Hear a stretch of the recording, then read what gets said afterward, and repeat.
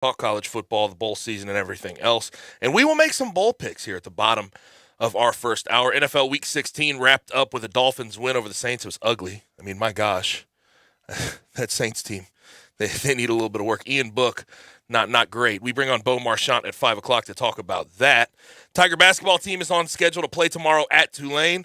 Dave Voloshin joins us at 5:30. Voice of the Tigers, Wallow and Friends, also from 10 to 11 on these airwaves. He'll join us to discuss. Meanwhile, in college basketball, a game that was going to have our show off the air tomorrow, Ole Miss versus Florida, has been postponed, so we will be on air from 3 to 6 tomorrow. That's because of COVID-19 within the Florida program. Grizzlies, huge win.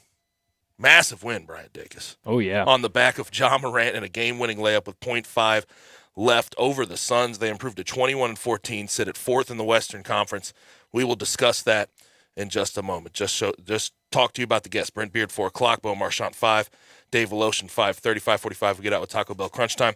If you want to join the show at any point, questions, comments, concerns on anything we discuss, AutoZone listener line 901-360-8255. Get in the zone, AutoZone. You can also watch us live and message us on Twitter, YouTube, Facebook, Twitch, and at sports56whbq.com. Before we get to the Grizzlies' win last night, great win over the Suns, I have to bring up something with our resident Kanye fanatic. That's me. Yeah. Did you hear what he did today? No. Kanye bought a $4.5 million Oh, home yes. That was yesterday. across the street from Kim K, his estranged wife. Home is just over 3,600 square feet, 5 bedrooms. And he reportedly paid $421,000 over asking price to get that home right across the street from Kim K. Do you have any excuses, any comments, anything you need to say about this? You know, I hate the narrative that is being made up. Well, I mean, I hate it. It's an understood narrative. If you move across from it's disrespectful, first off. It's ridiculous, second off. It's just plain and simple. It's just silly. Kanye is a great father, and he wants to be closer to his children. How close can you be? If you can't be with your wife, might as well live right across the street from her. Then the kids can go back and forth. You know, I've never really heard of a ex-husband moving across the street from his ex-wife. I've never heard of that. Well, Kanye would be the first one I'd hear that from, though. Kanye does things his own way. He's a to say the genius. least. I mean, I don't know about that. He's a musical genius. Okay, musical, that's fine. You don't think that kind of floods over into other parts of his life? Politically, socially, not so much a genius. You're okay with it, though. You think that that's a smart move for him to move across the street from Kim K? Is it weird? Maybe. Is it, I just want to know the motivation behind it. In my head, I'm saying he wants to be close to his kids. Right. So, yeah, it's fine. And you know what? He could be close to his kids like he could live in the same city, because he probably will live in the same city. That's also a thing that he could do. But, across the street within steps. What if he didn't know she was living there? What if he just saw the house and was like, man, that is a beautiful house right there. I got to have that house. And bought it, and then one day he woke up. And Pete Davidson are going to have some bad looks across the street in the morning when they're going to get the paper? He might be in hot water. Why? It sounds like him and Miley might be. Miley Cyrus? Mm-hmm. Really? Mm-hmm. That's interesting. Which I don't know why you'd want to leave Kim K for Miley Cyrus, but I don't really. I don't know. People have their motivation. People have their reasons. It is what it is. It is what it is. You do you, Pete. Whatever floats your boat. Hey. But if he's not with Kim K, I guess that would. Then Kanye, doors wide open. I guess so, man. I guess so. But yeah, I just had to let you try and defend that before we actually got into some real sports talk. But anyway, Grizzlies at the Suns last night. Suns were down. DeAndre Ayton, Jay Crowder, and Monty Williams was not on the sideline coaching. Grizz were also down, though. Dylan Brooks, Zaire Williams, and DeAnthony Melton. Grizz win 114-113. Ja with an impossible, and I really mean that when I say it, impossible layup with .5 on the clock left. Just ridiculous what he did to end that game. 33 points he ends with, 4 rebounds, 4 assists, 2 steals. He was 3 for 5 from 3. Desmond Bane, 32 points, 6 rebounds, 3 assists. This is interesting. John Morant with 33 and Desmond Bane with 32 combined for 65 points in the win last night. That's the highest combined scoring total for the Grizzlies starting backcourt, and the first time in team history both starting guards scored 30-plus points. They are doing things historical, it seems like, every night, especially in these wins. And the stat that really gets me is the Grizzlies are the only team in the NBA to beat both the Warriors and the Suns, the teams with the best records in the NBA. And who would have thought? Who would have thought? It's unbelievable to see what they're able to do. Now, Steven Adams last night had 9 offensive boards. The Grizzlies ended with 15, and they had 19 the game before. They're just capitalizing. They're finding new ways to do it every night, Brian. Yeah, and I mean, I was thinking about this last night during the game. Those 2 fans last week, they're telling Ja to take a seat. They're looking real stupid right now. Well, I'll be honest. No question about it. There's no. We knew it then. No, but did you also see what I thought was even, the more impressive shot than that final one with 0.5 seconds? The one, it was probably about a minute left, where he gets fouled, he goes up, changes hands to his left, throws it up, gets fouled by JaVale McGee. I mean, he was awesome last night. And I think I saw a stat. They're the first 2, Ja and Desmond Bane are the first 2. Did you already say that since Stackhouse and Allen Iverson? Since when? I didn't say since when. But first time in team history where both starting guards scored 30-plus points. But it's the first time in NBA that inside their first 2 years or something like that together since Allen Iverson and Jerry Stackhouse, which it's good to be in that type of company. Yeah, there's no question about it. And I love seeing some of the Suns' Twitter. Well, we were down Jay Crowder, blah, blah, blah, blah, blah. Grizzlies were down some guys, too. The Grizzlies had John Conchar in their starting lineup. Oh. Killian Tilly's getting a whole bunch of How about John Conchar? I mean, and John Conchar, I'll give credit to Jitty. He's played well. There's no question about it. But just the team game the Grizzlies have played with through this stretch, now at 21-14, fourth in the Western Conference, and you look at the teams behind them. And I am fully aware when you look at rosters and roster makeup, the Nuggets, they have Jokic. They have the defending MVP. The Clippers, Paul George, Kawhi Leonard could come back. They could make a surge. Mavericks, Luka Doncic, Kristaps. Lakers, we know who's on their roster. But no one is playing at the level behind them that the Grizzlies are. The Grizzlies are really just putting it together every night with different pieces. And granted, they've gotten some lucky breaks with stars being out and what have you. But even without Dylan Brooks in that lineup last night, went into a hostile environment, a team that just got done playing in the NBA Finals, and won last second. And Ja, and it's insane to think about a player like Ja, who is in, we're talking about year 3 now, right? We're talking about year 3. And he's closing like that on the road in a hostile environment against a team of that magnitude, against Chris Paul, which was his matchup last night. You have got to, if you're a Grizzlies fan, you got to cherish these moments. Oh yeah, man. You have got to cherish these moments because you never know when you can recreate those things.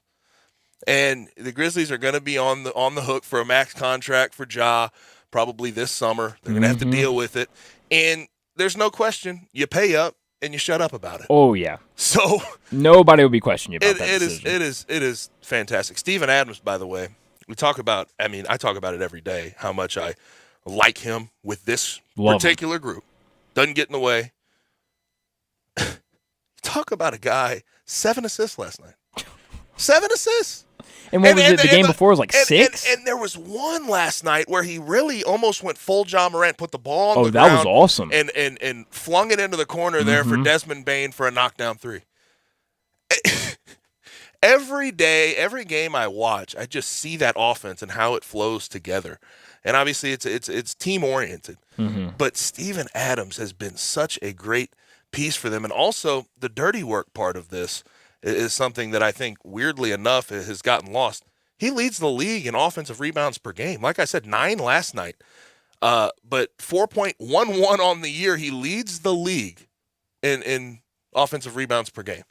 And that's something so important to this team, getting extra opportunities on the offensive end, especially these past two nights were sort of capped by extra opportunities. That's what they needed to have to be able to win those games.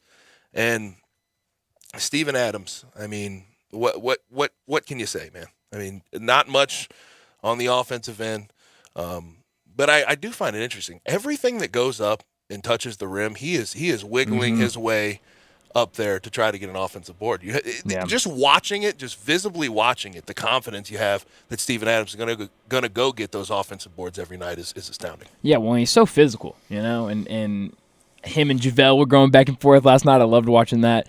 But yeah, I mean, he's been a real difference maker because, even like you said, I mean, everything that goes up, it just seems like he has a knack for getting it. And we talked about that last year with JV a lot, is that he had a knack for getting the ball and getting rebounds when the ball went up. But it just seems different with him. It just seems like, it seems like Steven Adams that's his only worry. Exactly. That's all he cares about. Yeah. Is being physical on the block, on the defensive end, and then trying to go get some offensive boards. That's it. That he takes that role.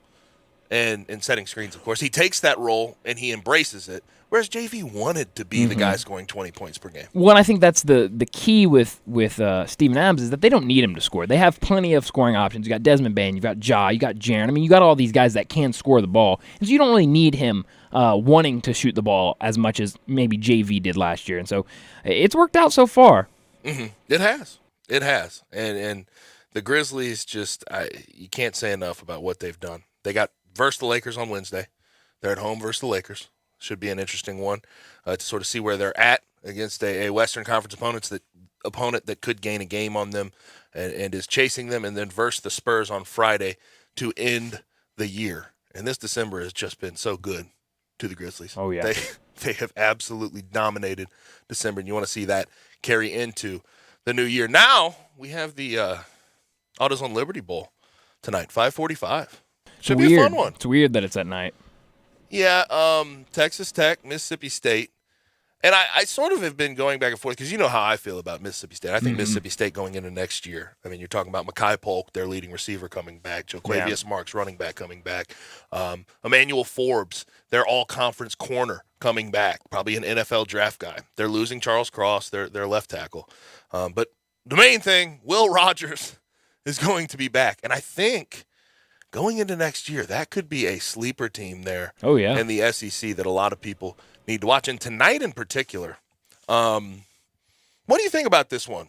I look at it and I see the 9.5, and I really think that Mississippi State can handle it. But I do think there's an extra sort of motivation for Mike Leach because there's pending litigation. I mean, he's still fighting Texas Tech for that $2.4 billion he was owed in his final year. Yeah, well, he's definitely going to want to win this game, and knowing Mike Leach, how he operates, he's going to want to win big. It's not going to be let's just get the win. He's going to say let's kill him. And he's the guy. I mean, he said he's going to fight till his deathbed until he gets that money. Oh yeah, and I believe him wholeheartedly. And most coaches, when they say something like that, I'm just like, okay. With him, And from what I understand, and I was reading a story about this a couple years ago. And then they write one. It seems like they write one every year and just sort of resurface it. He has spent nearly like $300,000 trying to dig up dirt on Texas Tech just to try to win this case and get his money. And I don't know if Texas Tech should be withholding this money or what have you, how it ended. I'm not sure. I don't know how the contractual obligations of it. But the fact that Mike Leach is so dead set and gung-ho. Nice, gung-ho. Well, you got the Raiders tonight. Yeah, but the fact that he is so dead set on making sure he gets his money makes me think good. Well, they should probably just give up. Just give it. Yeah, give it to him. What does $2.4 million really mean to Texas Tech? But also, if you're Mike Leach, I mean, you've got to be pretty dead set of I'm right if you're going to shell out that type of money to try to prove that you're right. I mean, because if you end up if they end up ruling that you don't get that money, you've just spent a lot of money trying to prove that you deserve it. Yeah, that's very true. There's no question about it. But also, Sonny Cumbie was a player. Did he play for Texas Tech? Is that what happened? Somebody go ahead and figure that out for me. But he's definitely had some crosses with Mike Leach as well, and he'll be. Yeah, he was an assistant, a grad assistant. Yeah, grad assistant. Mm-hmm. He'll be dealing with that tonight before he heads off. But man, that's gonna be. This is an interesting AutoZone Liberty Bowl. Sort of a lot of side stories going on. Real quick before we get to top story, we already have one game final. The Birmingham Bowl played in a new stadium. Thank God. I mean, seriously, thank God that they're in a new stadium. Houston, number 20 Houston, figures it out 17-13 over Auburn. TJ Finley, I mean, statistically, is not going to look that bad in this game. But my gosh, man, TJ Finley is not very good. He's not very good. On the other hand, though, Nathaniel Dell, that wide receiver for Houston, that kid is legit. But Houston caps player off right there. Houston caps off a 12-2 season, man. It was an ugly second half for them, though, but they were able to pull through. But 12-2. That's a great season for Houston. I have been outwardly critical of good old Dana Holgerson. He's done some questionable things. Yeah, because of quitting on his team and sitting down. De'Aaron King when he did that year when they started 1-3 or 1-4, whatever it was. I thought that was just trash. But he has figured it out. 12-2 at Houston, moving into the Big 12. I mean, good for him. Right now, also Air Force Louisville going on in the second quarter. 9 minutes to go. Louisville just scored. It is 14-7. Air Force leads. Let's get the top story of the day. Top story of the day. I mean, how could it not be what we saw last night out of the Grizzlies? In Phoenix, somehow finding a way to eke one out on the road against one of the best teams in the Western Conference. Suns were down of DeAndre Ayton, of course, Jay Crowder, and Monty Williams was not on the sideline. But the Grizzlies had their own issues. Dylan Brooks was not out there. And the Grizzlies still win 114-113. Josh somehow finagled his body in the air, was falling down, threw it up off the glass, and it went in with 0.5 left. Just the ability to close.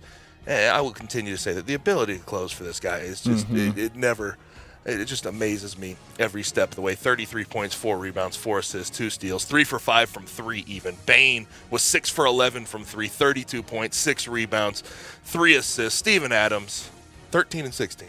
He's starting to really come along. His last few games, I mean, he's finding his role. He's very comfortable in his role, and he is distributing the ball at a very high level. 7 assists last night, like I mentioned. And the Grizzlies are getting a lot of second chance opportunities. 15 offensive boards, 9 of those by Steven Adams. Grizzlies, the only team to beat the Warriors and the Suns, the best teams in the Western Conference. They have a couple of tests ahead of them, the Lakers on Wednesday and then the Spurs on Friday to end the year.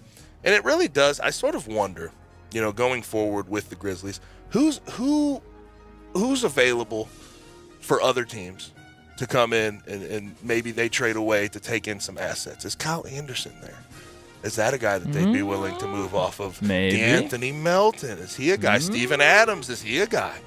I just wonder what this team's plan is going forward and what assets they think are available to move. Yeah. I did you see the graphic last night on Bally Sports? Just real quick about the Grizzlies. Which one? For the upcoming game against the Lakers. What? See, they put up there LeBron James, obviously, for the Lakers, and Brett would be so proud. John Conchar was up there. Jitty. How about that? Jitty. Not top story of the day. Shout out to Jitty, man. Just really, he is found a role, sticking to the role. It seems like Taylor Jenkins really likes the guy, too. Oh, yeah. Not top story of the day is what is going on in college football. We've had canceled bowl games. We had the Hawaii Bowl. We know about that one. Talked about it in detail yesterday between Hawaii and Memphis. Fenway Bowl, SMU, Virginia was canceled. Military Bowl, Boston College, ECU, canceled. And then 4.5 hours before we're supposed to watch the Holiday Bowl on I believe it's not. That one's not on ESPN. That's one that I think that was a CBS game. Maybe that's either a CBS game or let me make sure. I have to make sure just so don't quote me on that. Don't quote me on that. It's a Fox game. It's a Fox game. Fox game. There you go. But the Holiday Bowl, which was supposed to be at 7:00 on Fox, gets canceled 4.5 hours before the game. You're getting ready to head to the stadium at that time. No, I mean, yes, you're in pregame meetings. You're about to eat your meal. You're about to eat your whatever. You're about to carbo load. Yeah. And head over there. And this from Porter Rooks, who's a wide receiver for NC State. He tweets this out, and I agree with him wholeheartedly. This is sick to even think about. He says, you're going to cancel 5 hours before the kick, spent Christmas away from home, practiced for a month, had family fly across the country to watch the game, shaking my damn head. How can you do that to these guys? It's terrible. I mean, how? The fact that you really – and they said that it was because the UCLA D-line room was decimated by COVID issues. You didn't know that 2 days ago? Or this morning? You didn't know that before everyone made the trip there? 4.5. I thought we were never. You know what, Brian? We've had sort of a running joke off the air about this. 21 hours, the Hawaii Bowl. That was bad. Was terrible. Yeah. I mean, that was miserably bad. We thought there was going to be no one to be able to top that. Is anyone going to top 4.5 hours at this point? That seems ridiculous to me. Seems ridiculous. Yeah. Also, we've had affected bowl games. The Gator Bowl, we know about that one. Rutgers versus Wake. But we mentioned yesterday, Miami pulled out of the Sun Bowl versus Washington State. Boise State pulled out of the Arizona Bowl versus Central Michigan. By the way, Arizona Bowl sponsored by Barstool, but their payout's not much. And that's why now Washington State and Central Michigan, the teams that were affected by this, by the opponent pulling out, they will meet in the Sun Bowl on Friday. And I can see why they decided on the Sun Bowl. Because the Arizona Bowl only has a $300,000 payout. Sun Bowl, $4.55 million payout. So I can completely understand why they decided that they were going to play in the Sun Bowl instead. That'll do it for our top and our not top story of the day. When we come back from the break, we're going to get to some more college football news. Todd Monken, the OC for Georgia, has made some comments on Stetson Bennett versus JT Daniels. I found those to be interesting. We have some opt-outs out of some pretty big bowl games. And also, we have some picks we have to make for the bowl season. We'll be right back on Sports 56, 98.5. Sports 56 Happy Hour with Johnny Radio, presented by Tito's Vodka, from 11 to 1 every weekday on Sports 56 and 98.5 FM.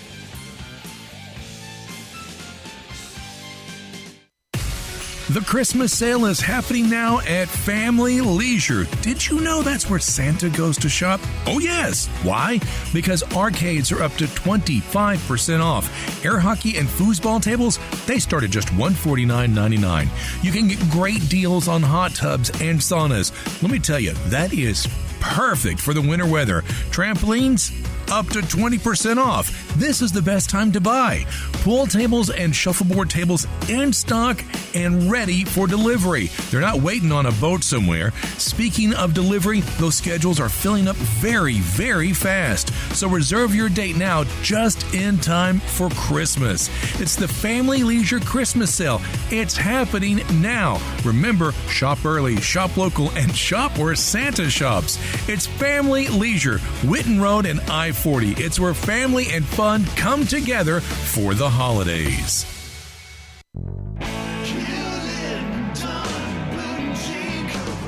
Hewlett & Dunn Boot and Clothing Company, we have it all. From handmade Amish leather belts, fine and casual clothing, boots, casual boots, work boots, fancy boots, and even safety-toed boots. Lots of cowboy hats to choose from, even Nebo lights, Orco hard coolers, good-looking duckhead dress shirts, duckhead caps, shorts, and pants. Tons of jeans from Ariat, Wrangler, Devil Dog, and Kimes Ranch jeans. At Hewlett & Dunn, we have a great selection of Old South t-shirts and caps. Fine clothing from dress to casual to Sunday best. Enjoy choosing from UFO's orthopedic-approved shoes. Hewlett & Dunn Boot and Clothing Company. Boots of every size, every color, every skin. Great quality Western, work, and safety toe boots. Hewlett & Dunn Boots and Clothing Company. 111 North Center Street, Collierville. Hewlett & Dunn. Hewlett & Dunn, serving you and your family since 1961. If you want it, we got it at Gossip Motor Cars. Santa's ready to put you in a new sleigh today at Gossett Mitsubishi on the Pike. And Rudolph's got 2022 Mitsubishi Mirage G4 with 43 mpg highway at $16,612 or $199 a month. Get where you're going in style with 2022 Eclipse Cross, $26,332 or only $319 a month. And new 2022 Outlander at $369 a month. And these are not leases. You own them. Plus, get our stellar 10-year, 100,000-mile powertrain limited warranty. Get your new sleigh today at Gossett Mitsubishi, 1870 Covington Pike, or shop online at memphismitsubishi.com. If you want it, we got it at Gossett Motor Cars. All 75 months at 2.64 APR, G4, NHF 00210, MSRP 18335, Eclipse NZO 44032, MSRP 286, Outlander NZO 43358, MSRP 31040, includes all rebates and incentives. PF 695 excludes tax, title, and license with approved credit. See dealer for complete details. Offer valid through 12/31/21. Dealer stock only. Action247.com is your Tennessee sportsbook for same-day pay. Action247.com. Local, legal. A sportsbook by Tennesseans for Tennesseans. Win a little or win a lot. Action247 has same-day pay. The other guys make you wait for your winnings. No more waiting with Action247 same-day pay. Visit us online at Action247.com. Local, legal. Action247. You got action. Problem gambling? Call 1-800-889-9789.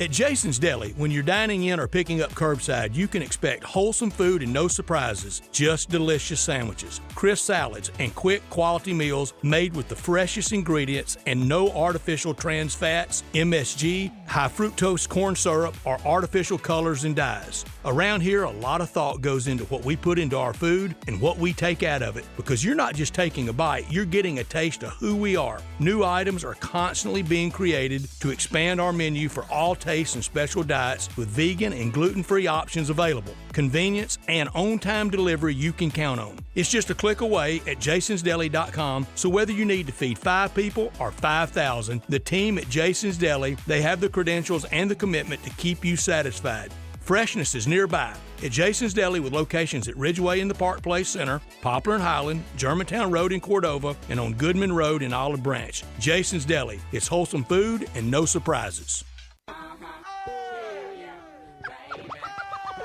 Now, back to Sports Time on Sports 56. This hour is brought to you by Lexus of Memphis. Here once again are Brett Norsworthy and Gabe Kuhn.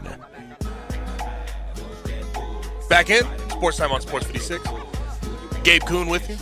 Stats will be back in the new year. Back next Monday, January 3rd. Producing the show, always doing a great job, Bryant Dacus. Have a couple texts here. We'll get to the majority of them at the end of the hour, but a couple worth mentioning. Someone says the full front facial that was given to Jalen Smith last night by Killian Tilly was one of the best moments of last night. I wish I would have mentioned that. I missed out. Forgot about that one. I apologize. That was fantastic. Oh yeah. You know it's real when you have Killian Tilly putting guys on posters. Barry chimes in also, and I guess he's defending Kanye in a way. Says Adele and her ex-husband agreed to live in houses next to each other so both could be active in their child's life. Great point. Well, yeah, but here's the thing. I don't think Kim agreed with Kanye that he could live across the street from her. I don't think that was an agreed-upon thing. Probably not, but they're still cool with each other. There's not a lot of animosity in that. You sure? You positive? Well, yeah, because remember the listening part. I mean, things have changed, I'm sure, but that listening party, she was there, and she was at all three listening parties. Still the father of her children. Of course. Right? So you're always going to have love there, but yeah, moving in across the street's a little much for me. And like down the street, couple houses down. Right across the street. He goes and picks up his mail and just looks at your house. Hey there. Yeah, I think that's just a little much to me. It's not. I don't think this is an Adele and ex-husband situation. By the way, is Adele and Rich Paul still together? They are. Okay. Good for them. Good for them. Very, very, very happy for them. Looks like also we just had Louisville score again. Bryce Honecker took back a 100-yard kickoff TD. Oh. So 21-13 right now. They could add the extra point and make it 21. 21-14 Air Force over Louisville. Scorefest. I guess so in the First Responder Bowl. The over always looked pretty good in that one. Yeah. But I didn't touch it, to be honest with you. 28 points in Houston the, -2 was the one I was leaning on. I trusted it. I guess I got lucky. Yeah, too. but 28 points in the second quarter so far between those two teams. Also, do have to mention the AAC is undefeated in bowl games, while the SEC's 0-3. How about that? SEC's 0-3. Who's really the better AAC conference? Great question. The AAC, though, they're technically just 3-0, right? Because of all of the cancellations. Tulsa, UCF, and Houston make them 3-0. The other three took home trophies, but looks good for Cincinnati. Didn't actually get a win, so that's something in itself. Want to mention before we get into this big opt-out situation, because I am amazed by these opt-outs in the Rose Bowl. That gives you a hint. Georgia OC Todd Monken was talking. He was asked about JT Daniels versus Stetson Bennett, and what he said is, quote, "If you look at the plays he's made national championship plays. You turn on the film and look at some of the throws he makes, the decisions he makes, the things he does with his feet. There's no doubt in my mind we can win the national championship. There's no doubt in my mind that we can win it with Stetson Bennett," end quote. And look, I have been vocally sort of against this way of thinking, because I think once you get into the college football playoff, you need a quarterback who's going to get you over the hump. And Stetson Bennett, give him credit. He's steady Stetson to me. Oh, yeah. But, I love that. But in a game that you really needed him to show up against Bama, because Bama was being high-powered, they were sort of getting after Georgia's defensive backfield. 340 yards, 3 TDs, 2 INTs. You can't have those turnovers if you're Stetson Bennett. You have to be steady. You have to make sure the ball's not in harm's way. And that's the issue you run into. And I don't know how you feel about this, Brian, but once you get into the college football playoff, you need a quarterback who I think can get you over the hump. Oh, I completely agree. I think you look back at the not all of the games in the college football playoffs when you go back and look at them, but a lot of the times, the teams that win, they have that quarterback that made a difference in at least one of those two games, the semifinal or the championship game. So you got to have a guy that can make those plays. And I don't know if Stetson's that guy. I think he is good enough to do what he did this year and run through their regular season schedule. They didn't really play all that much, though. I mean, they weren't really tested all that much. Kentucky gave them a little run for their money in the first half of that game. But other than that, they didn't play a great SEC schedule. So once you saw them meet a little bit of competition there in the SEC championship, you saw exactly what I'm trying to say is you need a guy who can really go make plays off platform, which Stetson cannot do. You need a guy who's going to get you over the hump, and I just don't think Stetson Bennett is that guy. Now, on the other side, you're talking about JT Daniels. I don't think JT Daniels is that guy. No. JT Daniels, for all of the hype, the 5-star coming out of, transferring from USC, all the talent in the world, supposedly, he's 5'11". Yeah. He doesn't have a big arm. He's a little guy. So I think they're sort of cornered right now into playing Stetson, because that seems to be who the guys believe in at this moment because of the undefeated regular season. I just don't think JT Daniels is that much of an upgrade in the grand scheme of things either. Well, and when you're thinking about going to JT Daniels, I mean, where's JT's mindset at? I mean, he probably doesn't have a lot of confidence. I mean, came in, transferred to Georgia also, thinking I'm going to be that guy. COVID. Just coming off COVID. Hasn't played a ton this season. So, obviously it's going to be an opportunity to say, okay, yeah, let me prove that I'm that guy. But when you haven't played that much, you don't really have that connection on the field in an actual game with those other starters. I just don't know if I really want to throw him out in such a big game. No, yeah, right. There's no question about it. I just really have never understood the big fascination with JT Daniels. No. I think at best within that Georgia offense, which is good when you think about the history of what we've seen with Kirby. At best, he's Jake Fromm. Oh, I like Jake Fromm. At best, he's Jake Fromm. I don't know about that. At best, he's Jake Fromm. It's a high ceiling. Jake Fromm handed the ball Love Jake off. Fromm.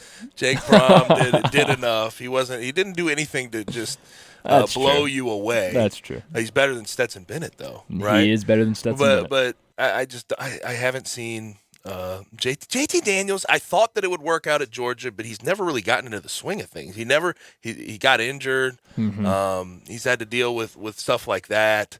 The team never really embraced him like he should have been embraced. He just never really got going like he should have at Georgia, and it's really come back to bite him.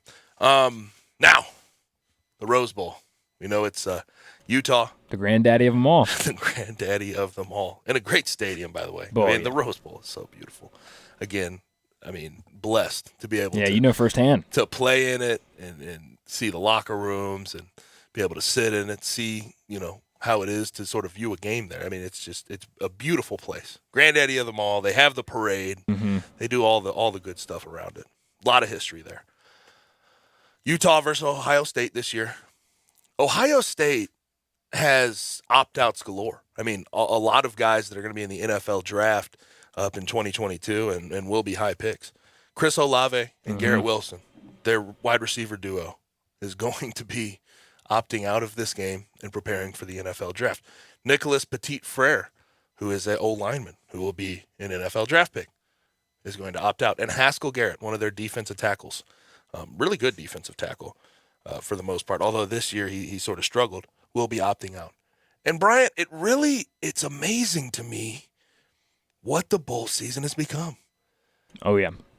People don't opt out of the college football playoff. That hasn't happened yet, although I wouldn't rule it out, weirdly enough. But the Rose Bowl was one of those games that was taken seriously to the point we could not have opt-outs. This is so vitally important to the college football landscape that we have to play this game. Now it's not that way.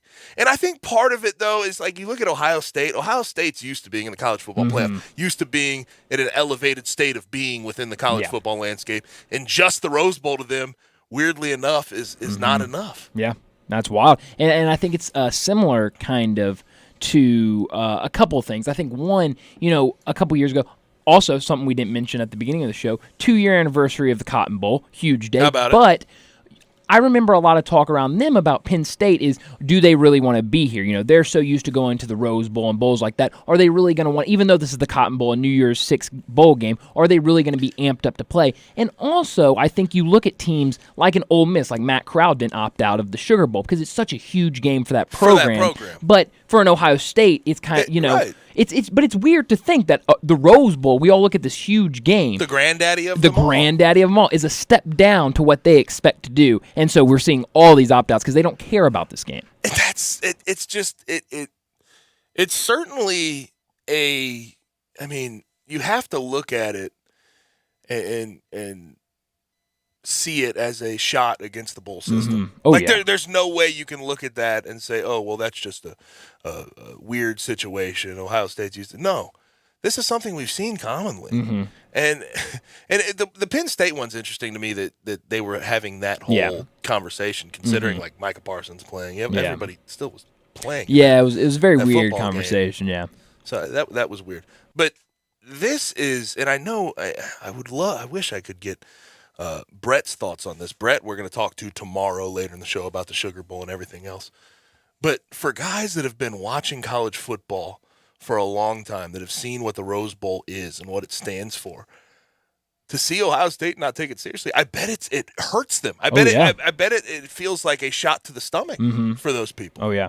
Well, and I think this kind of helps the push to the expanded playoffs. I think if you have the Rose Bowl as a playoff, you're not going to have because like you just mentioned, the guys in the playoffs, they're not opting out. They're not even thinking about opting out. This is huge to them. If you put in these New Year's Six bowls and expand the playoffs, I don't think you'll see as many of these opt-outs in these bigger games. So I think this kind of helps that push for the ones who want an expanded playoff. I think while it, I hate to see it, it does help.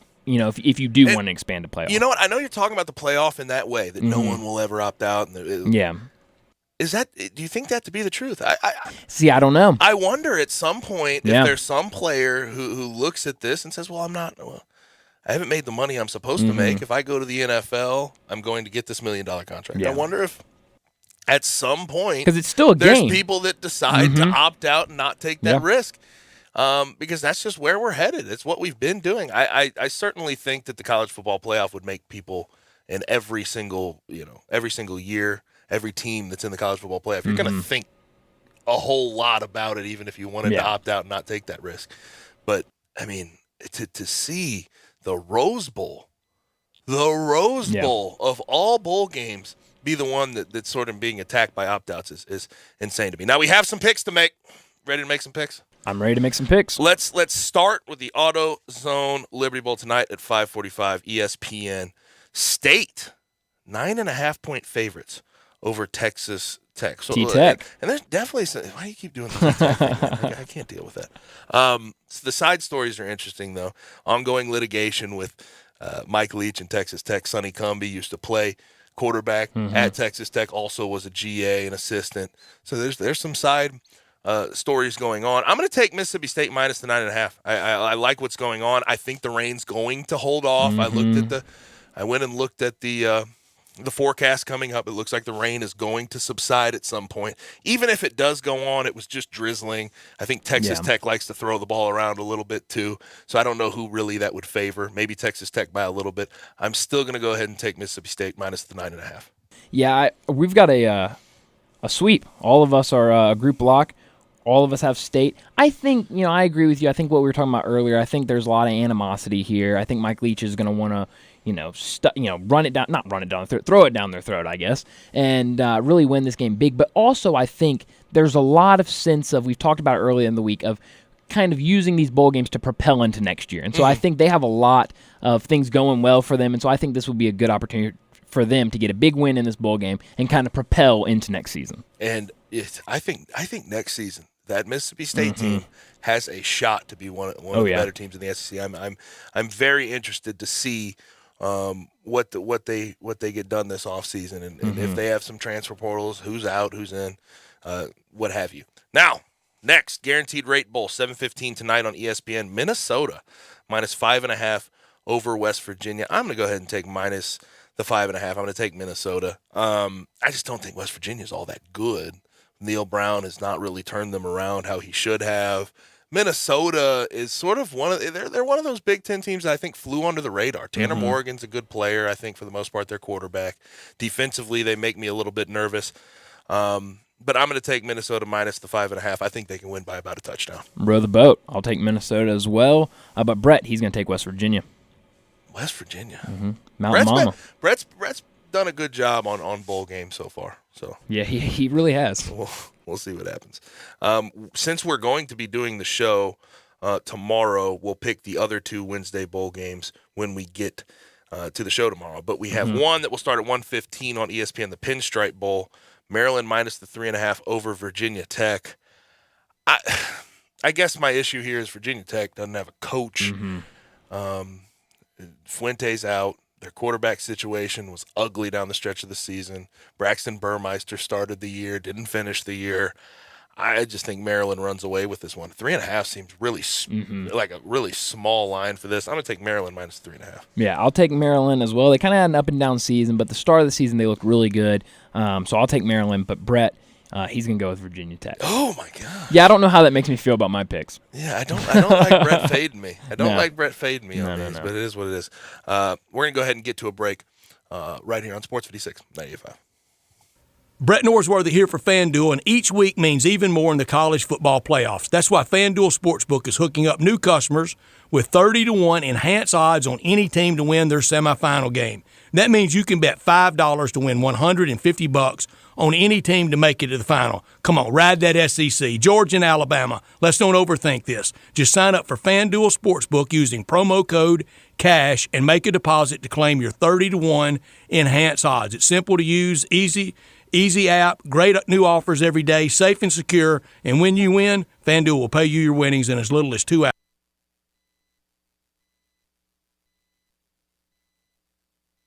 Time 1 to 3 every weekday, wishing you and yours a Merry Christmas and a happy holiday season.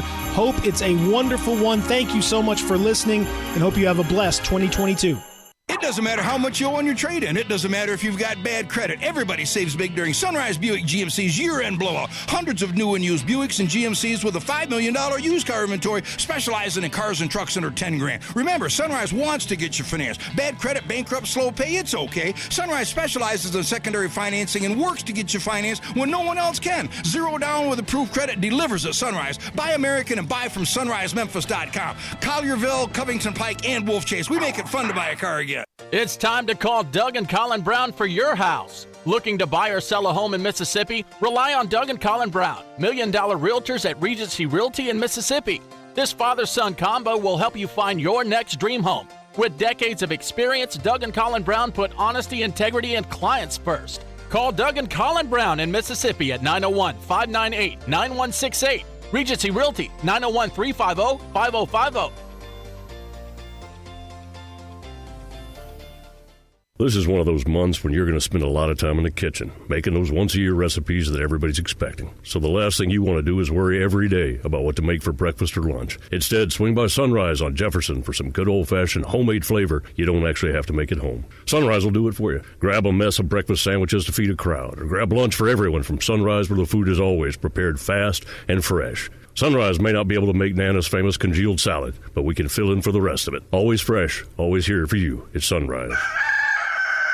Santa's ready to put you in a new sleigh today at Gossett Mitsubishi on the Pike. And Rudolph's got a new 2022 Outlander, $369 a month. Not a lease, you own it. Plus, get our stellar 10-year, 100,000-mile powertrain limited warranty. That's Gossett Mitsubishi, 1870 Covington Pike, or shop online at memphismitsubishi.com. If you want it, we got it at Gossett Motor Cars. All 75 months at 2.64 APR. Outlander NZO 43358. MSRP 31040. Includes all rebates and incentives. PF 695. Excludes tax on license with approved credit. See dealer for complete details. Offer valid through 12/31/21. Dealer stock only. It's the year-end sales event at Gossett Mitsubishi, featuring the all-new 2022 Outlander. Rule the road with Mitsubishi's super all-wheel control and wireless smartphone technology, plus an industry-leading 10-year, 100,000-mile powertrain limited warranty. Unwrap yours starting at $26,095. Only at Gossett Mitsubishi. Get thunderstruck. Super all-wheel controls and available feature on all trim levels. Manufacturer suggested retail price based on Outlander ES2WD excludes destination handling, tax title license, etc. Retailer price, terms and vehicle availability may vary. See dealer for limited warranty and program details. Offer ends 1/3/22.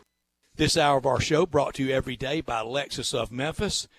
Happy holidays and a happy 2022 to everyone out there from Lexus of Memphis. They are at 2600 Ridgeway and online at lexusofmemphis.com. Call them at 901-362-8833. Great offers on all the 2022 models and special leasing options. Drive in luxury and confidence knowing that every new Lexus comes with complimentary first and second maintenance services. Stop by today at Lexus of Memphis at 2600 Ridgeway and put yourself in the driver's seat of the all-new 2022 flagship LS500, and you'll be looking and you'll be driving in style. When you purchase a Lexus, you get top-of-the-line engineering and design, and that makes for the luxury driving experience. 901-362-8833. Online at lexusofmemphis.com. Experience amazing at Lexus of Memphis.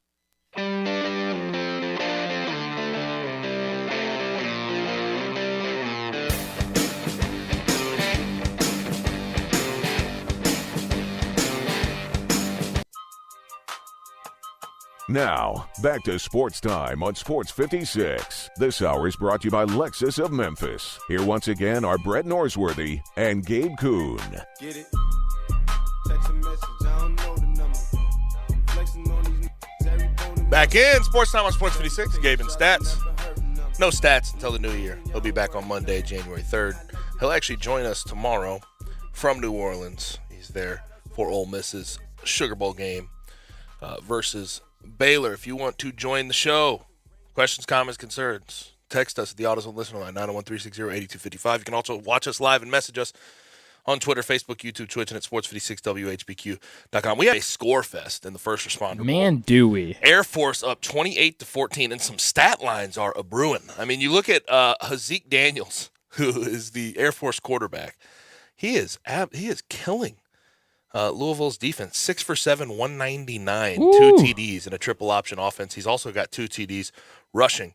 But his receiver, Brandon Lewis, 3 receptions, 134 yards, 2 TDs. That's pretty good. And we're just in the first half. Malik Cunningham, not so hot, though. 1 for 6 for 3 yards. Not great. He just had a nice pass, but not great. Not great for him. At all.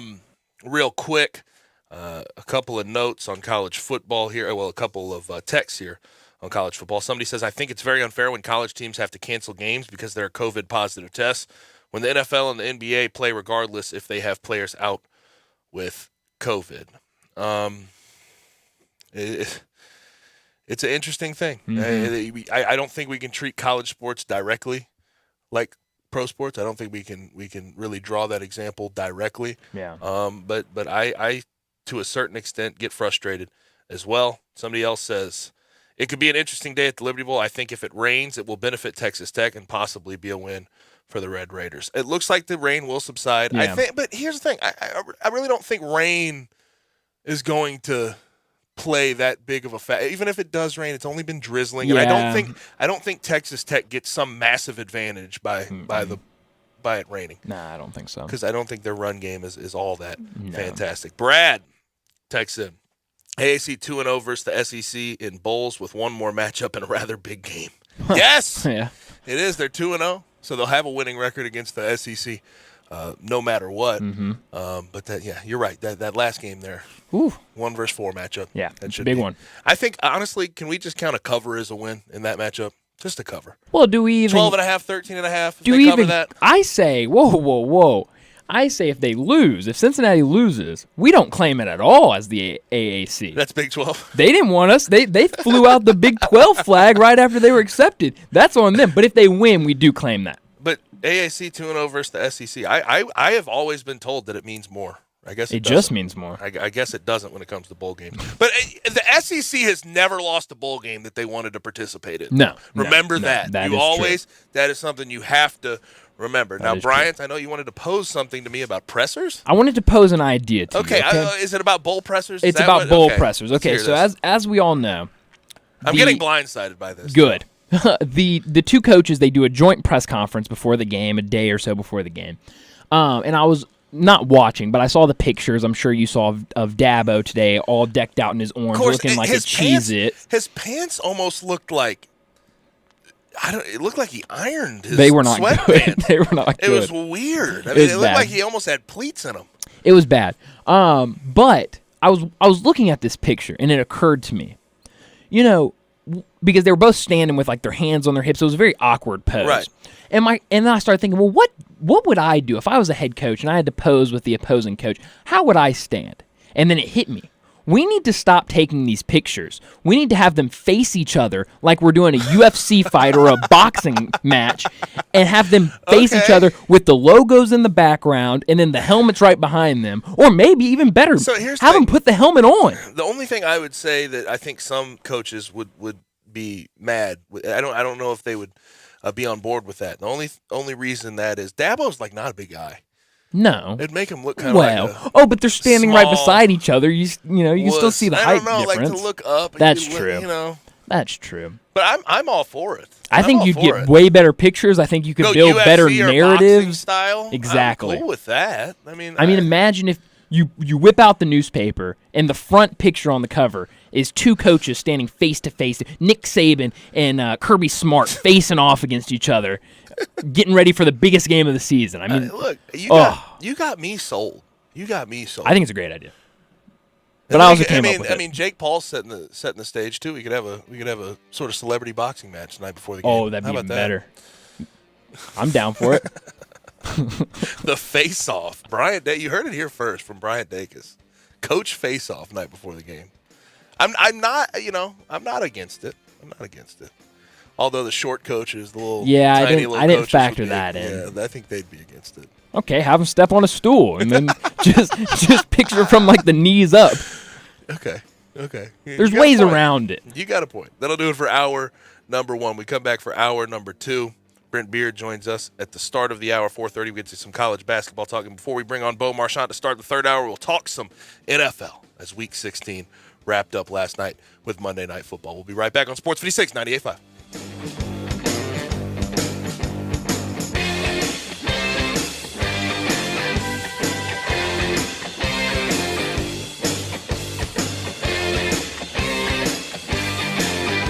Hey, Jeff Allen, I hear you're making everybody holiday happy over at Gossett Kia South Mount Moriah. That's right, Randy. We're closing the year with the Gossett Kia Command the Season sales event. Not to mention, every Kia comes with a 10-year, 100,000-mile powertrain limited warranty program. Plus, right now, I've got 2022 Kia Forte 179, only $27.99 due at signing. Or get a 2022 Kia Sportage LX $199 per month, or 2022 Kia Sorento $279 a month. Both $34.99 due at signing and all 36-month leases. So whether you live in Horn Lake, South Haven, Olive Branch, or Memphis, and let's not forget Lewisburg, you'll be happy at Gossett Kia on Mount Moriah, 2680 Mount Moriah, or KiaMountMoriah.com. All 36-month leases, $650 acquisition fee, $30,000 per year, 20 cents excess mileage. Sorrento, NGO 92178, MSRP $30,875. Sportage in 7017,625, MSRP 25,815. Forte 8429,506, MSRP 21,035. Includes all rebates and incentives. Must finance through Kia. Excludes tax title and license with approved credit. See dealer for complete details. Offer valid through 103/21. Dealer stock only.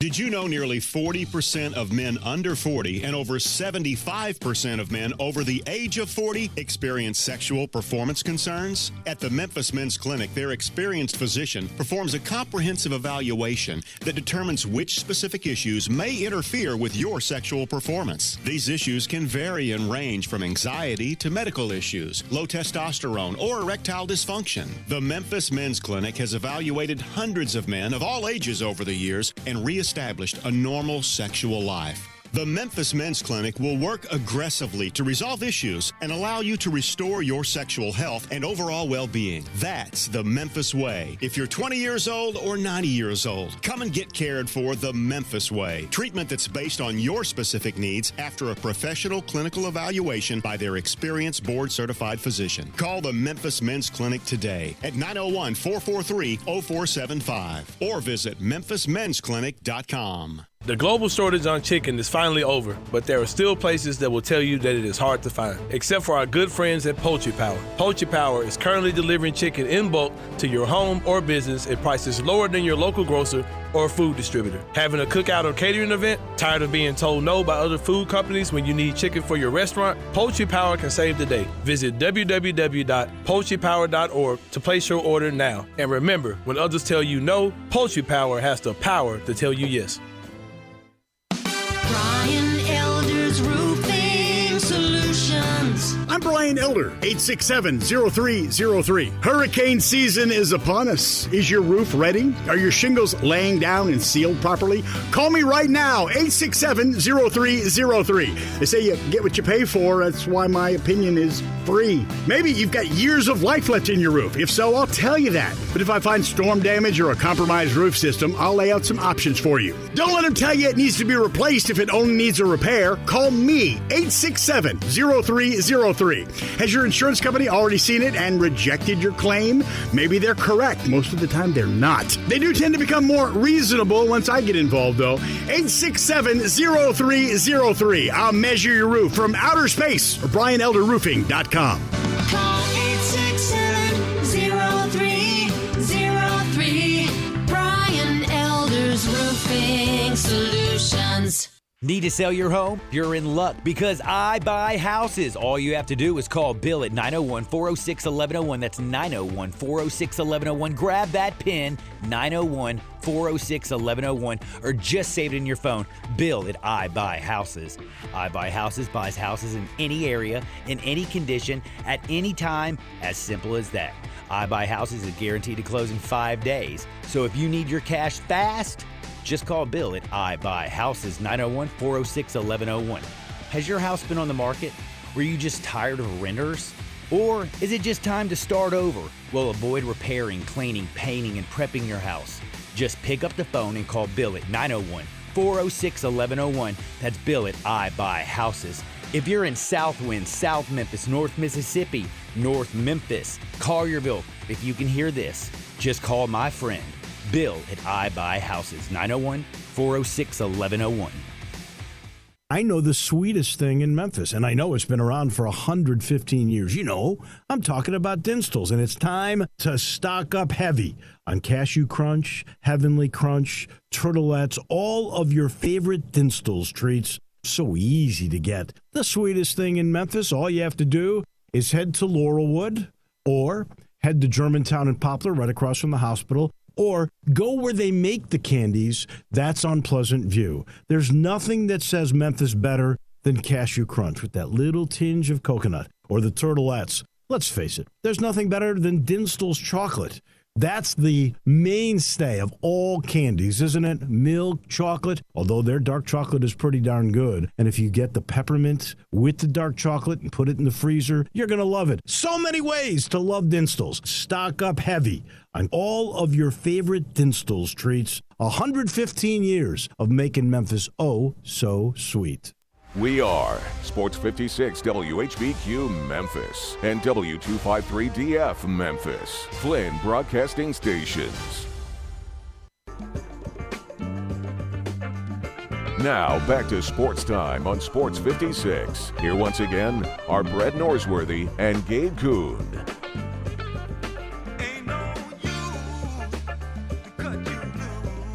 Hour number 2 is here on Sports Time on Sports 56.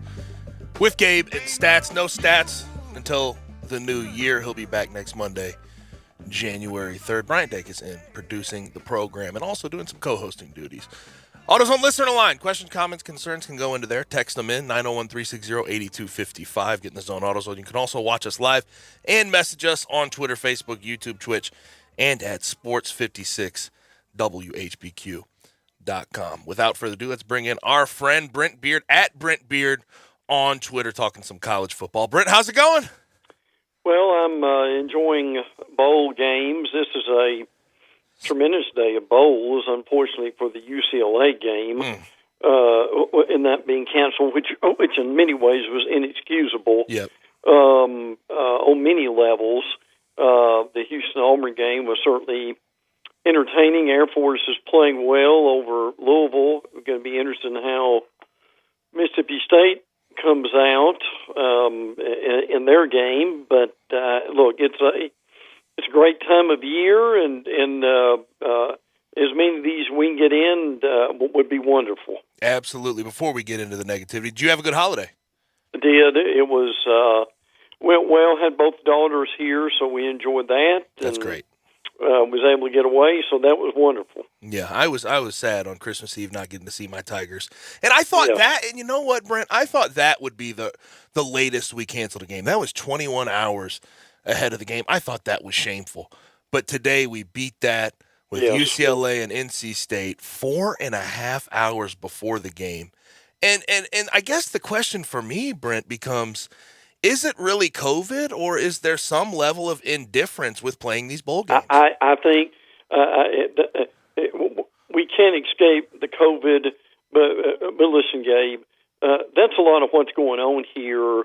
Is you've got teams and players and coaches who don't want to play, right? And no one's going to come out and say that, but that's a lot of what's happening with these games. There was a tweet from Aaron McLaughlin, the NC State quarterback, a few minutes ago that said, "Our team has been away from family and friends for a month prepping for this. We have been here 5 days practicing. We're in a hotel for Christmas just for it to be canceled 5 hours before kickoff. We deserve better." And listen, they do. You've got these antiquated COVID protocol that has got to be changed. And look, here's the other thing with this, Gabe, look, my stars, you've got 85 players. Right. I mean, how many do you need in order to have a game?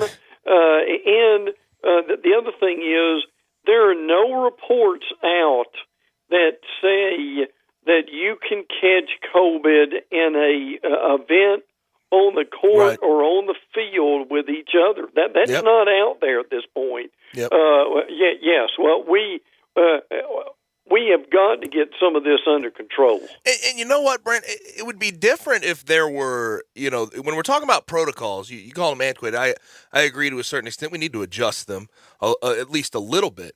But it's really the schools making the call. We're going to pull out of this bowl game because of COVID. I think it's just sort of an easy out for a lot of them. I don't doubt that they have COVID cases. There's no question about it.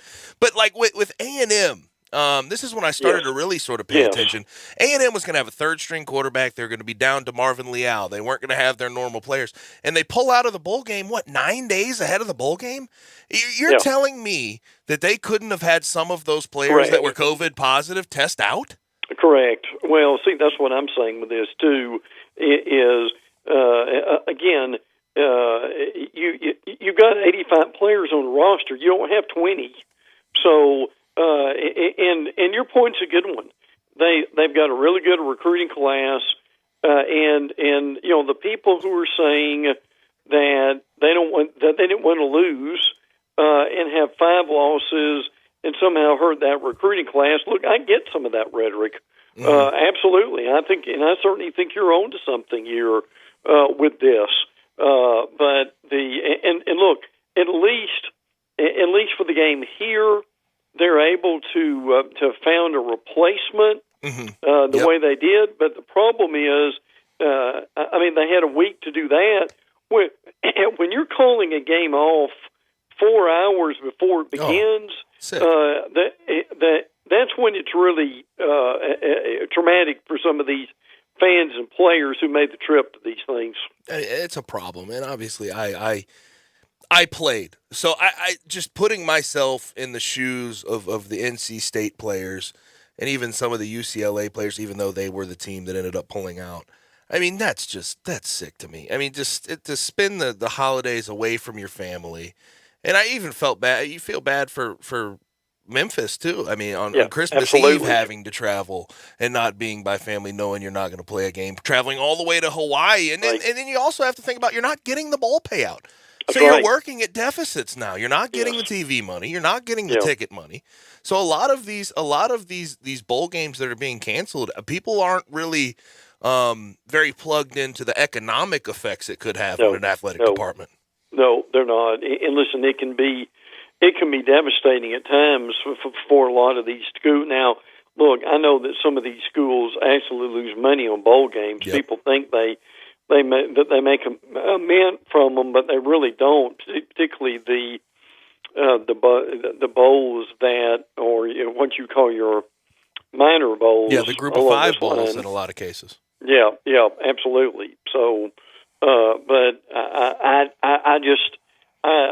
can't blame these NC State players and fans for taking to Twitter with this.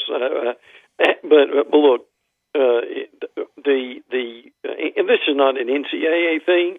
This is more coming from the college football committees. This is more coming from the commissioners and so forth. And at some point, you just got to play. And look, people can, and I'm not an NFL fan, but I'll say this: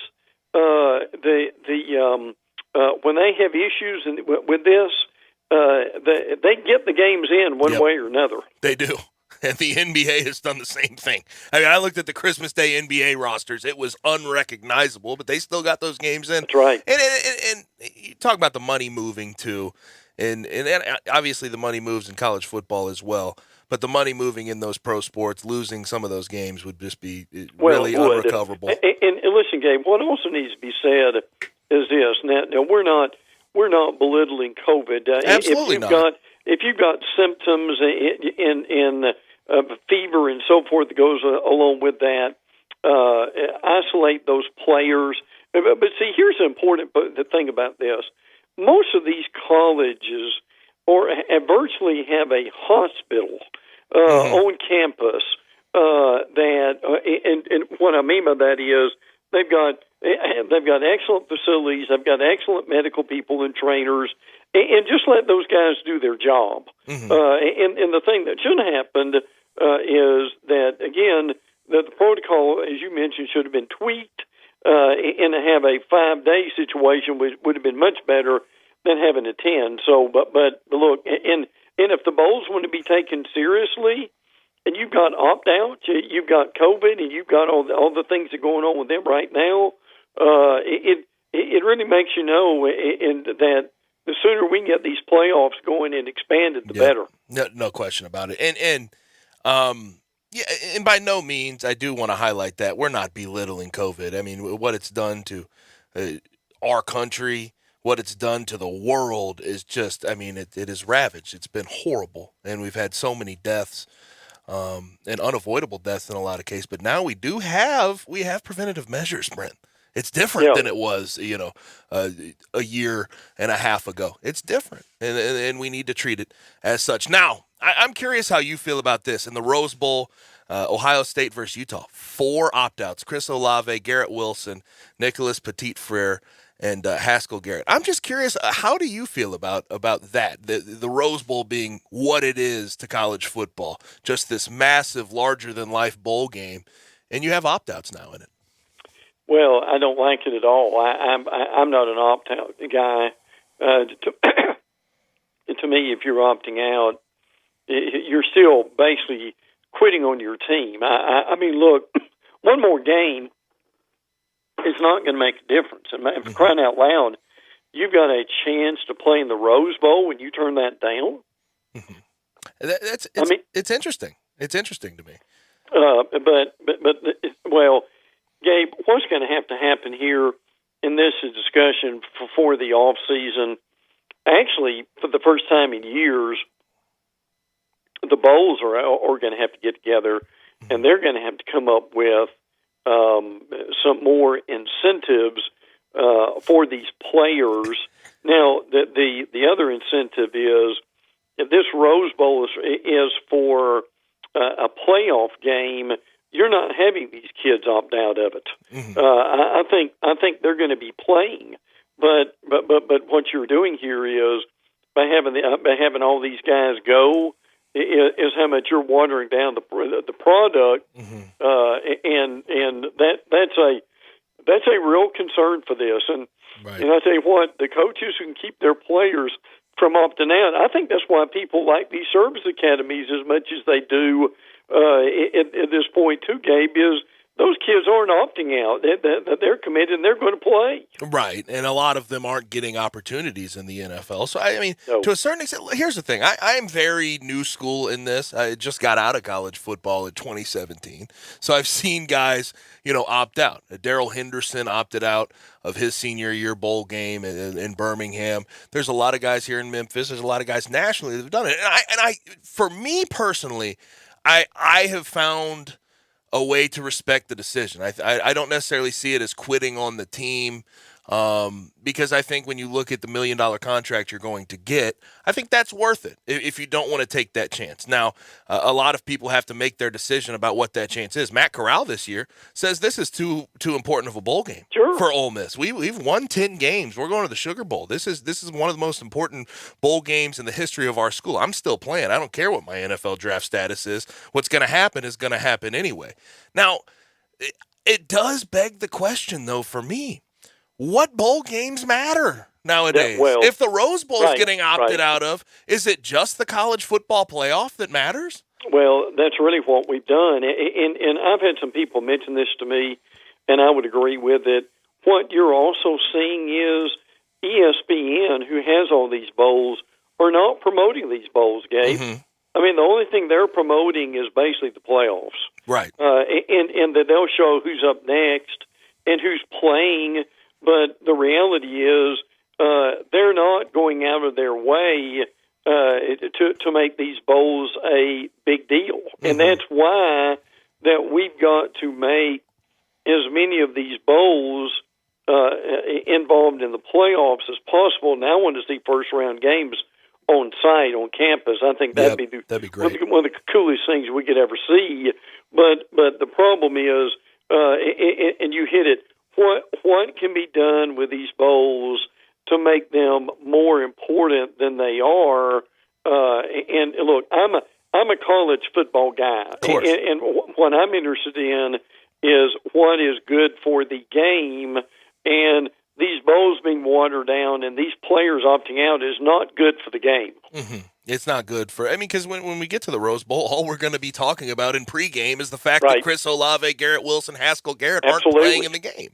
And I think that it can't help the product by any stretch of the imagination. And that needs to be addressed in the offseason. We have to talk about that. And I think expansion would be one of the first talks we have to have of the college football playoff, talking with Brent Beard, at Brent Beard on Twitter. Now to some games that we actually got to watch.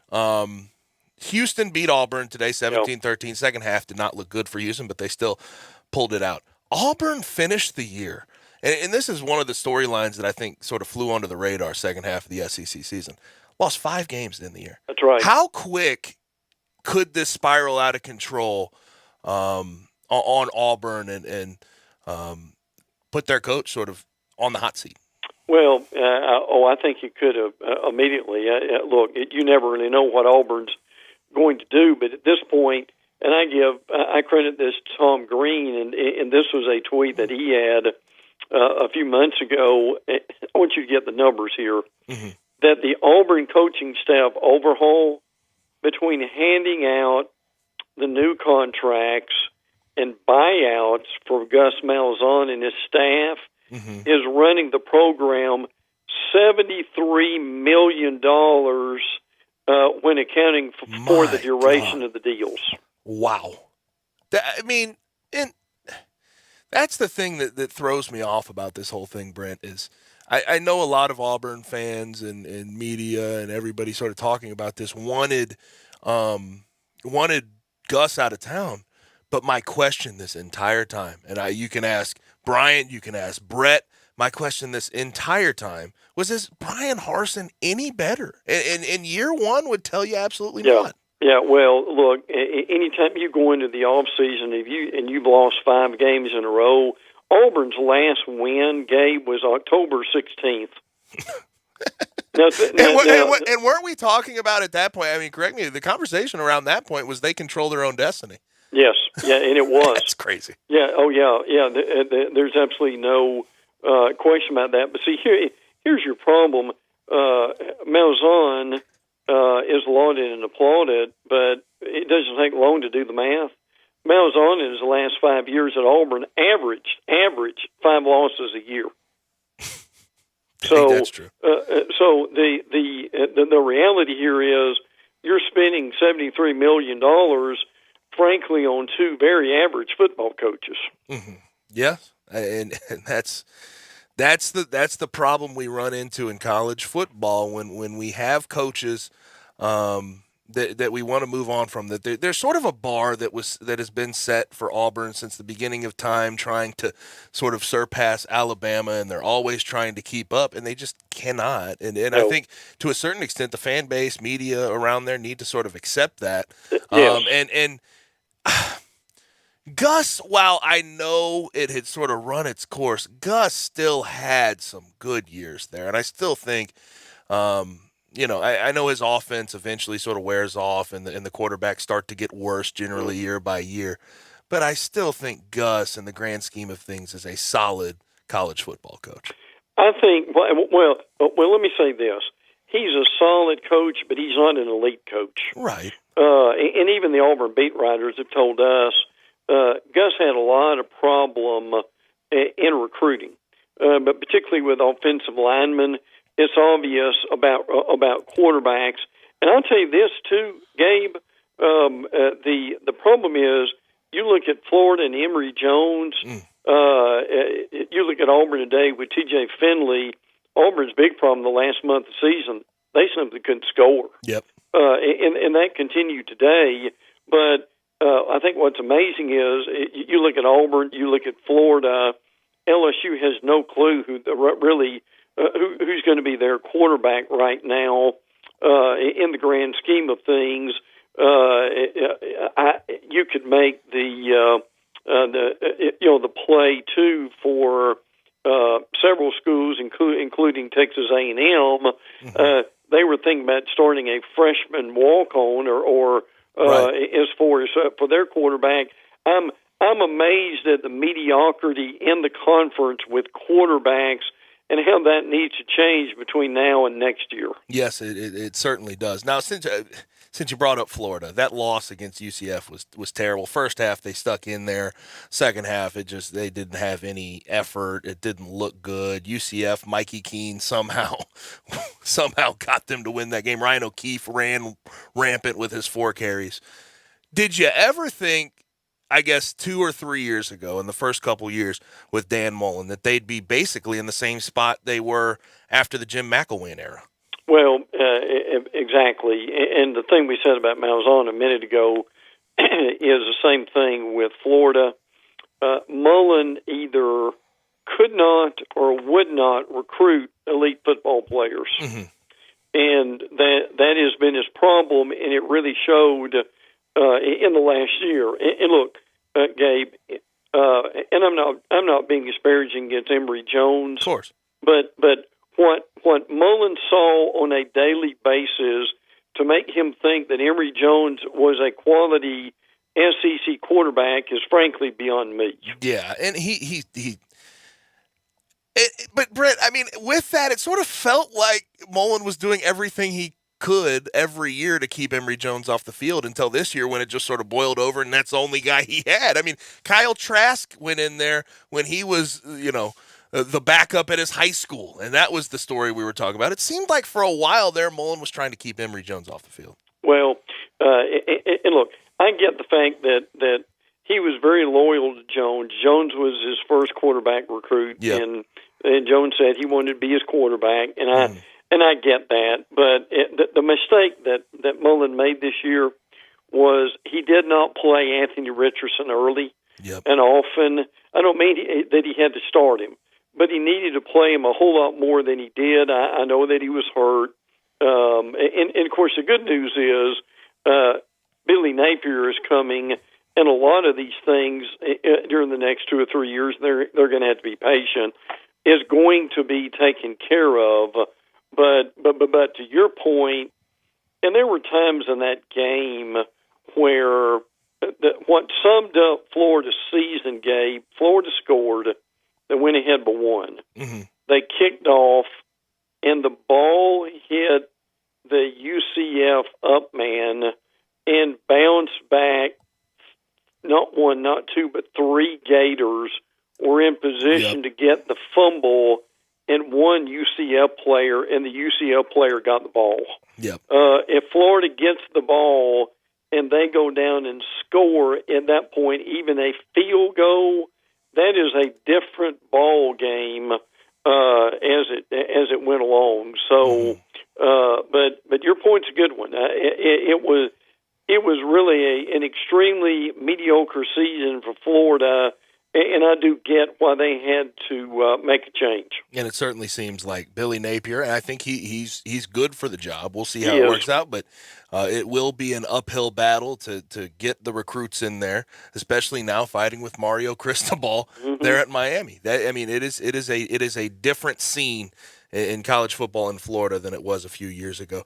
But Brent, we appreciate it as always, man. Thanks for joining us. My pleasure. Take care, bud. Thanks, Brent. At Brent Beard on Twitter. He's a college football analyst for First Coast News in Florida. Now, when we come back, have some college basketball notes to get to. Penny Hardaway had a presser today. We will discuss what he said.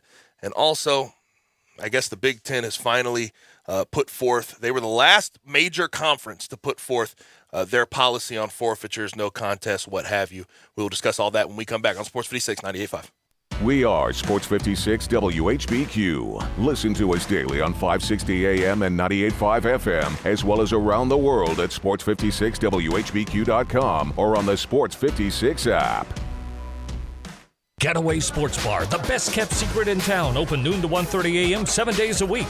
Garvin, the owner, created this SEC NFL Dream Bar over 20 years ago. You'll never miss a minute of action. 10 TVs, 5 70-inch TVs for all the big games. Rack them up on 6 pool tables. Coldest beer in town, grab you a pool stick and get you some good bar grub. 100% Angus burgers, big and moist chicken tenders. Daily happy hour Monday through Friday, 2 to 6 p.m. with long neck domestics, $2.25. Getaway Sports Bar, 4632 Winchester.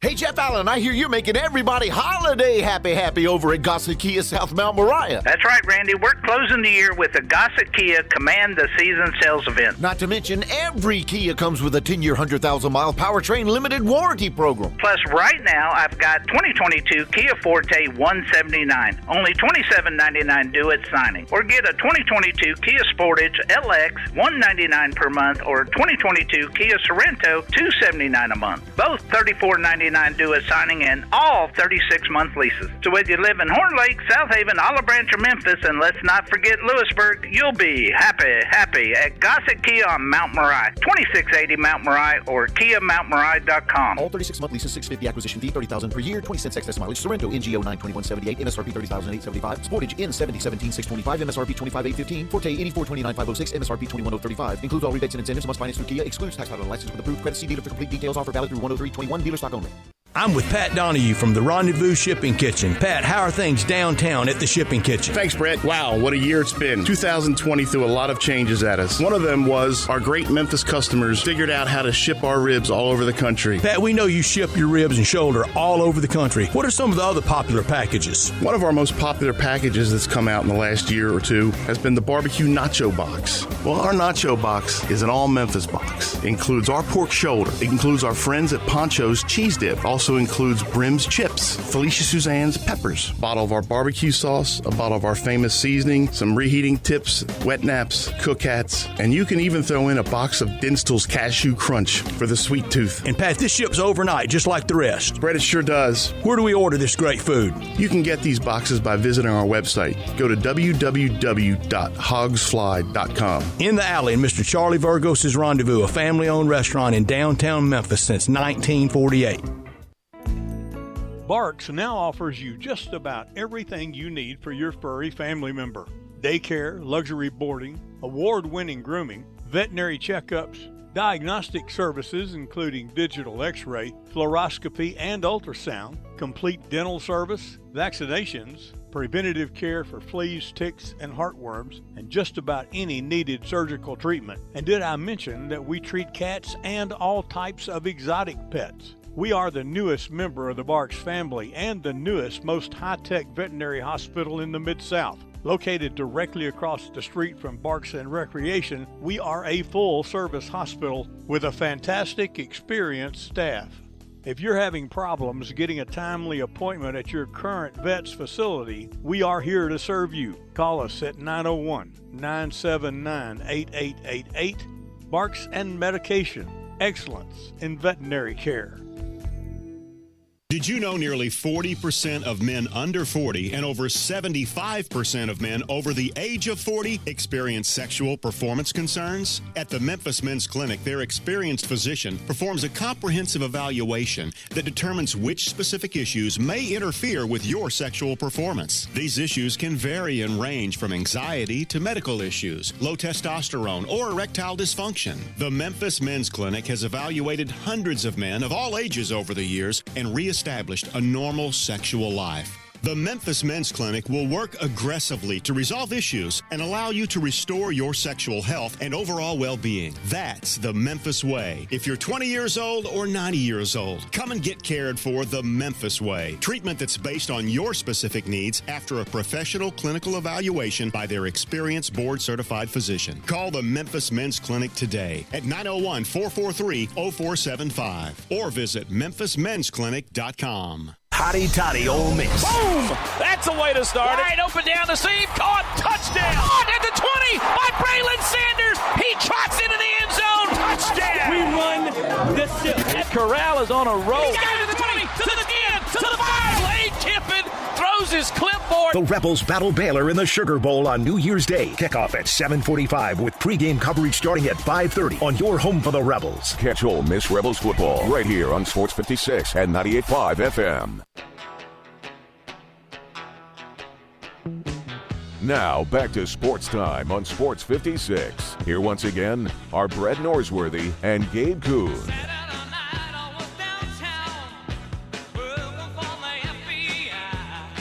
Back rolling, Sports Time on Sports 56. Gabe Kuhn with you. Bryant Dacus producing the program. Join the show. AutoZone listener line 901-360-8255. Get in the zone, AutoZone.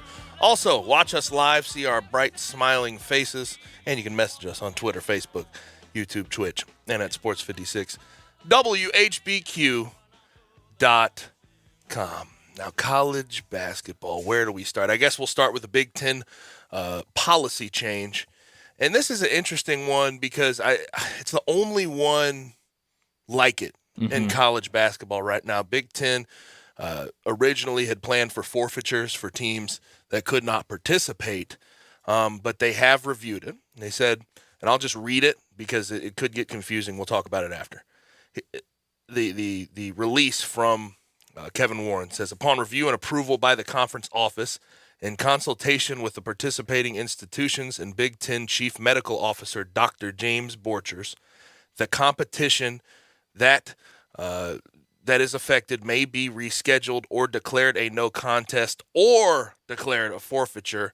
The conference office will be responsible for rescheduling any conference competition postponed due to COVID-19. So they've taken a different approach. They're not taking the thought of a forfeiture off the table, whereas the AAC and all of these other conferences have for the most part. They're declaring them no contest. Rescheduling is up to the schools. The Big Ten has said forfeitures are on the table, no contests are on the table, and rescheduling is on the table. We will deal with the rescheduling, but we're going to review each game as it comes to us. And I find that it's an interesting way to go about it, because here's where you run into it if you're the Big Ten. There's going to be some really, really irate fan bases and irate institutions within your conference if you end up calling it a forfeiture or what have you, if it's just up to you to make those calls.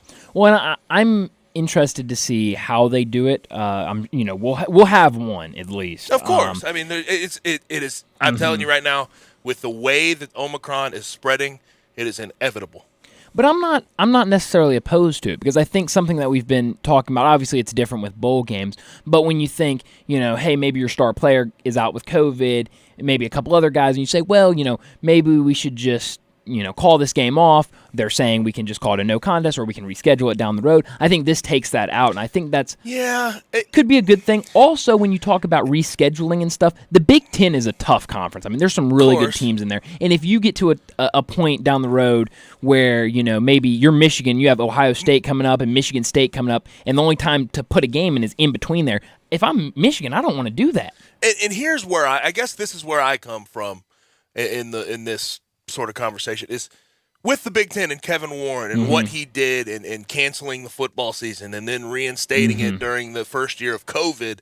He's already stepped in it to a certain extent. And what I'm afraid of for his sake is if he makes a call and the conference makes a call to have a certain team forfeit the game, I feel like he could step in it even more with fan bases, media, and everything else, especially if you get to a point where he's not consistent with the calls that are being made. Well, they had 7 guys ready to play and the coach. Why did they have to forfeit or whatever, what have you? I just think he's opening himself up for more critical thought and more criticizing when he is not really. I don't think his reputation is healthy enough to take that right now. Well, and I want to know, is he making the decision? Are they going to make up a committee of people to make these decisions? And also, what's the criteria? The criteria, from what I understand, is 7 healthy players and a coach. That seems pretty universal between these conferences. So I'm interested to see, but the Big Ten Chief Medical Officer, Dr. James Borchers, will probably be part of the committee who makes these decisions as they come at them. But interesting approach by the Big Ten, sort of different than everybody else. Forfeitures are still on the table for the Big Ten, so we'll see how that goes. We mentioned as the show started, we were not going to be in studio tomorrow because of our coverage of the Ole Miss Florida game, but it has been postponed due to COVID within Florida's program. Interesting though. I mean, they're going to try to reschedule it. It would have been the first conference game for Ole Miss. I hadn't looked at Florida's schedule, but to miss that game to start the SEC schedule is interesting for Ole Miss. Yeah, I was actually really looking forward to that game. I think both teams have a lot to prove this year in the SEC. It would have showed a lot, too. It would have shown a lot. Where's the middle of the SEC would have been the answer, because Florida started off hot this year. Yeah. And then we all remember it. Yep. Mike White teams always just sort of fade toward the end of non-conference play, and then they pick it up. They will pick it up at some point. They'll probably win a big game in SEC play, and then they'll look normal the next game. So I think it would have been a good measure of where the middle of the pack SEC teams are. Well, and also, if you're Florida, you were just talking about, and this was going to be their first conference game, and Now their next game, what will now be, if they can get everything ready to go in a week, their first SEC game will be against Alabama. So that's a tough test starting off. I mean, you would have liked, if you were Florida, to have a game like Ole Miss to kind of get prepared, get ready for that Alabama game. That's going to be tough to come back from COVID, if they can. I mean, that's a week away. Right. But as of right now, that game's still on. I think most people, I know the NFL just adopted it, the 5-day quarantine period instead of 10-day, which a lot of people, I don't think, there's a lot of debate going on right now from Twitter and what have you about if the CDC made that rule for sports leagues and for money-making purposes. I don't doubt if they did, but who knows? 10 to 5, I think most people are adopting that. Now, since we're on the topic of COVID, and I know a lot of people might text in and tell me I don't bring up this name, but John Calipari today said that Kentucky's team is 100% vaccine boosted. They are boosted completely. And now, because they're boosted, their policy that they're setting forward, they will only test symptomatic players. Yeah, that's good. This is the key. I'm telling you, this is the key right here to unlocking and not having to pause and not having to deal with all these COVID cancellations and no contests and rescheduling. That's the key to it. Get boosted, get vaccinated, then we don't have to test everybody. Then we don't have to test the people that were in close proximity. But until then, we're going to have these issues. And they're not, I mean, if someone comes up symptomatic within that Kentucky program, they're not, I mean, they're still going to have to test. They're still going to have to deal with that as it comes. But the fact that they're only testing symptomatic players is something that is a step in the right direction in regards to COVID cancellations and rescheduling. Now, Penny had a presser today. Tigers were back at practice yesterday, first day back. We talked about the Laird Veach letter where 11 players were vaccinated, 6 were unvaccinated. But Penny actually, in his presser today, mentioned that there were more positive tests that came back even after that. He said that we had some situations, but I can't mention any names because that's just how it goes with the laws. He said the laws. The laws. That kind of cracked me up. Yeah. He should have just said HIPAA. I don't know. But he said, I misspoke earlier in the week, but I can say we have had in the building other positives. He also went on to say Earl Timberlake and Chandler Lawson will be questionable against Tulane. And they traveled, and that's why we had to bring on Dave Voloshin later. Dave traveled with the team today to New Orleans. But until they move these vaccinations in the right direction, this is going to be something that could pop up again for the Tigers, and I don't know if they can afford it, Brian. No, and you know, that's obviously a big thing with getting these conferences, especially the AAC, on board with the no contest and not making these games forfeits. But also, you know, that question was asked to Penny today about have they made any ground on getting guys vaccinated? And he said, you know, I can't really say for certain, but I'll just say that we're feeling better about it. So it sounds like more guys are kind of, at least the discussion seems to be more there than it was before this all started. Well, and it has to be. Yeah. I mean, the fact that it has to come to that for you to have these discussions is frustrating in itself.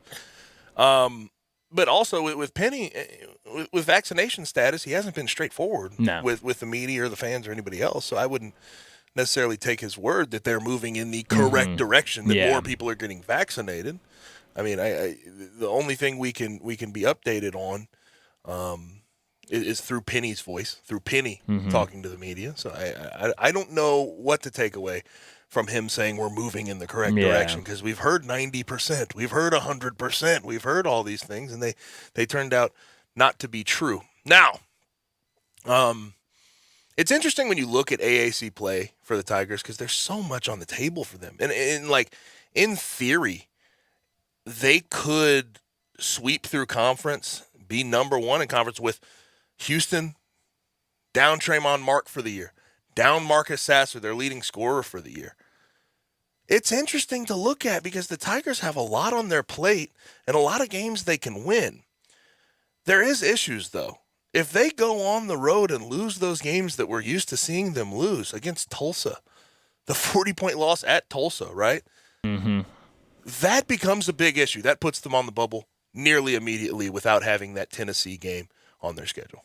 Yeah, they're going to have to do a lot through conference. I mean, it's going to be tough for them to go through and even just lose 2 games, I think. I mean, what we've seen from this team so far, obviously they can get on the right foot tomorrow night against Tulane. I think that'll be good. Tulane's not any good. They're like 3-8 right now. They're just coming off a COVID pause. But there are going to be some tests. Obviously, Wichita State. I still think Houston poses a threat. Yep. Also, Cincinnati. There's some teams that will give them trouble in conference play for sure. And they need to, here's the thing. You can't lose 2 games to Houston. No, you can't lose both your games to Houston. You got to win at least one of them, if not both of them. Because Houston, while it is Kelvin Sampson, and they're great, right, every single year out of the AAC. They were a great team last year, especially. They did lose a lot from last year. And even with Tremont Mark and Marcus Sasser out the door, I think committees will give them the benefit of the doubt because of Kelvin Sampson. But that team is not going to look the same. That team is not going to be looked at the same by the committee when we get to it. No. When we get to March Madness time. When we get to March. I would caution people from getting too excited about the Tigers' conference chances with Houston down Tremont Mark and Marcus Sasser, because we've seen the Tigers under Penny lose some games that they shouldn't lose. Well, and we've also seen Houston do the same. I mean, you think about last year. Coming into the season, they lose Caleb Mills. He transfers out of the program after the season started, and a lot of people were saying, okay, well, that's going to open the door. And they still went on and won the conference and was clearly the best team in the conference. So, they still are going to be – I think they're still going to be a good team, but that door is open with 3 injured – because it's different. You're not just losing one guy who was a preseason player of the year. You're losing 3 really good guys. Yes. And, that's going to hurt them. But the Tigers, they're going to have to still show something for sure. I guess it's frustrating, too, if losing that Tennessee game even more with Houston being down, because Houston is not, and I realize they could be a top 25 team still with all these guys missing because of Kelvin Sampson, because of how respected he is around the country. They'll still win ball games. But that team, that win is not going to look the same if you get it. Well, but it will still be a quad 1 win, and which is huge. It's what they need. But like you said, I mean, if you could have stolen that Tennessee game and you go into conference play with 3 quad 1 wins, Houston's missing 3 guys, that's an opportunity to take 1, maybe both of those games. Then you would go into the tournament with 5 quad 1 wins. And so now, I mean, 4 is still good if you can win both those games. I don't know if they will be able to win both those games, but that losing that Tennessee game is big. In conference, the teams you're looking at for quality wins: Cincinnati, SMU, Wichita Houston, State, of course, and Wichita State. Outside of that, is anything quality? UCF sometimes if UCF puts it can together. pick it up, but other than those 4 teams, I mean, there's not much there to get for the rest of the way. And I don't think, and I've heard this sort of thrown around too. I don't think that the Tigers are going to be able to reschedule any games. There's not enough open space. They're not going to be able to throw in a Tennessee-level opponent. Well, I don't know if you want to if you're Memphis. I mean, I understand wanting to get another quad 1 win, but in the grand scheme of things, are you going to throw in a team like, I saw some people say maybe Belmont, because they would be a quad 1 if they continue to play well. But would you want to throw a game like that in the middle of conference play? Would the other team want that game? Exactly. Even just thinking about the Memphis side, I wouldn't want it. With vaccination status the way it is, with how much COVID has been affecting us, does anyone want to add another game at this point? That's true.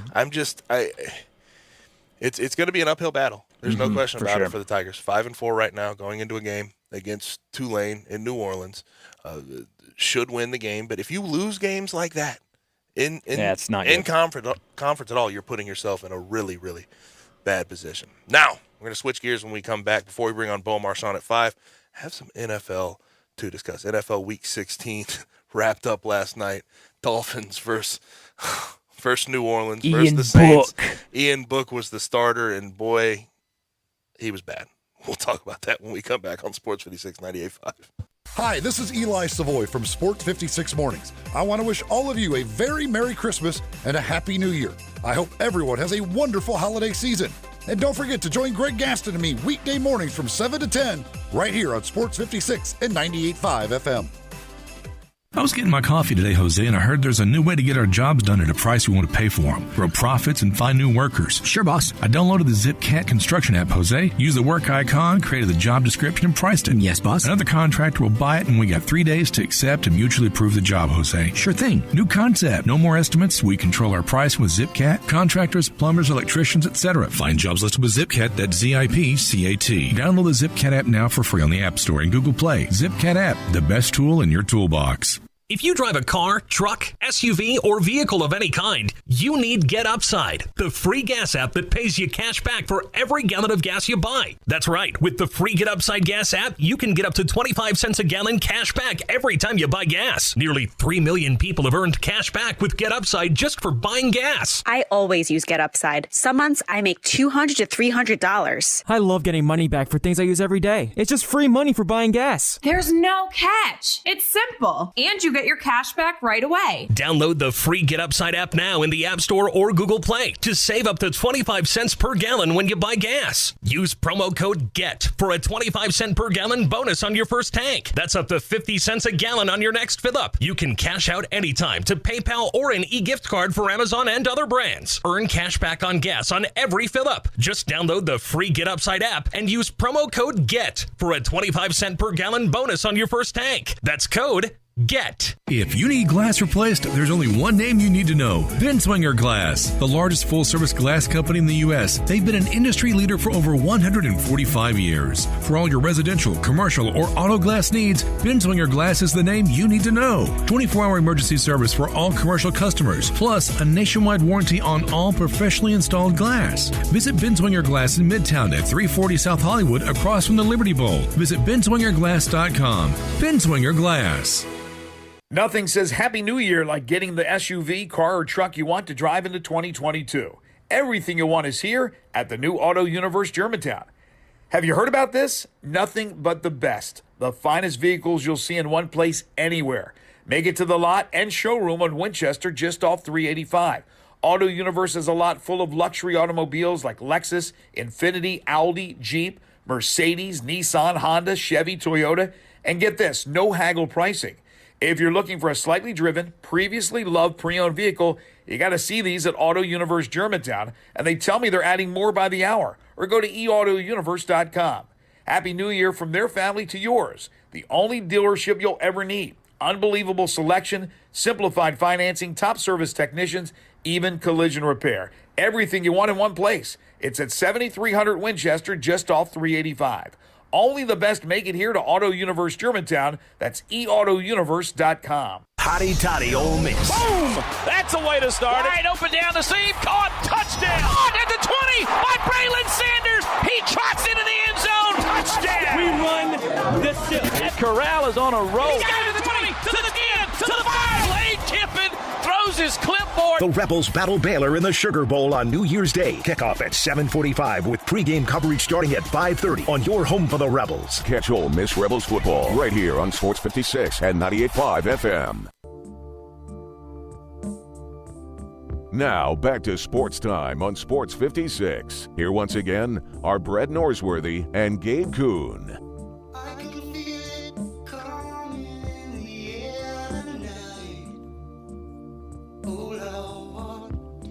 So week 16 of the NFL season wrapped up last night, Monday Night Football. Dolphins at Saints. Dolphins get the win 20-3. So Bryant and I get the win in our picks. But the pick six to start the scoring for the Dolphins, it was by Nick Needham, one of their linebackers. And Ian Book, of course, started the game for the Saints. That showed me all I needed to know about Ian Book within the first drive. I knew exactly what to expect. Ian Book just, and I expected it to be that way, but he was miserably bad. He finished 12 for 20, 135, 0 TDs, 2 INTs. And here's the nugget that was being shared widely last night, especially after the game. Notre Dame quarterbacks have lost 24 straight NFL starts. Ooh. The last win that they had was Brady Quinn, Week 13, 2012, versus the Panthers. Yet every single year and every single time that a quarterback comes out of Notre Dame, he gets hyped up and he ends up getting drafted. Yeah. What's that about? I don't know. I never understood that. That. They do not have much success in the NFL. But that was the Dolphins. I mean, you look at their schedule. That was their 7th straight win. And they're at 8-7 right now. And they're in an interesting spot. They're in the 7th spot. How about right that? now? They are a playoff team if the season ended today. Now, of course, it doesn't end today. And they have to end the year with 2 tough games at the Titans in Week 17 versus the Patriots in Week 18. So they very well could go 0-2 and blow their playoff chances. But if they win one of those games, if they win 2 of those games, they're rolling. They have a very good chance to be very good spot in the playoffs. Saints last night 0 for 12 on 3rd down. You're not going to win games doing that. You can't win games like that. I understand what we've seen from the Saints at the quarterback position for years and years and years. But once Jameis got hurt this year, it was a downhill turn. Just one of the worst downhill turns you'll ever see. He was not ready, Ian Book, to play. Tua just did barely enough last night, 199 and a TD. And the Dolphins' defense, for as bad as they were to start the year, talk about a team who spends the most money on defensive backs in the NFL, or they're top 2 on defensive backs. Paid Xavier Howard a whole lot of money, Byron Jones a whole lot of money. They have really picked it up in the 7-game win streak. And their defense last night, and I knew that they do this to Ian Book because Ian Book's not much of an NFL quarterback.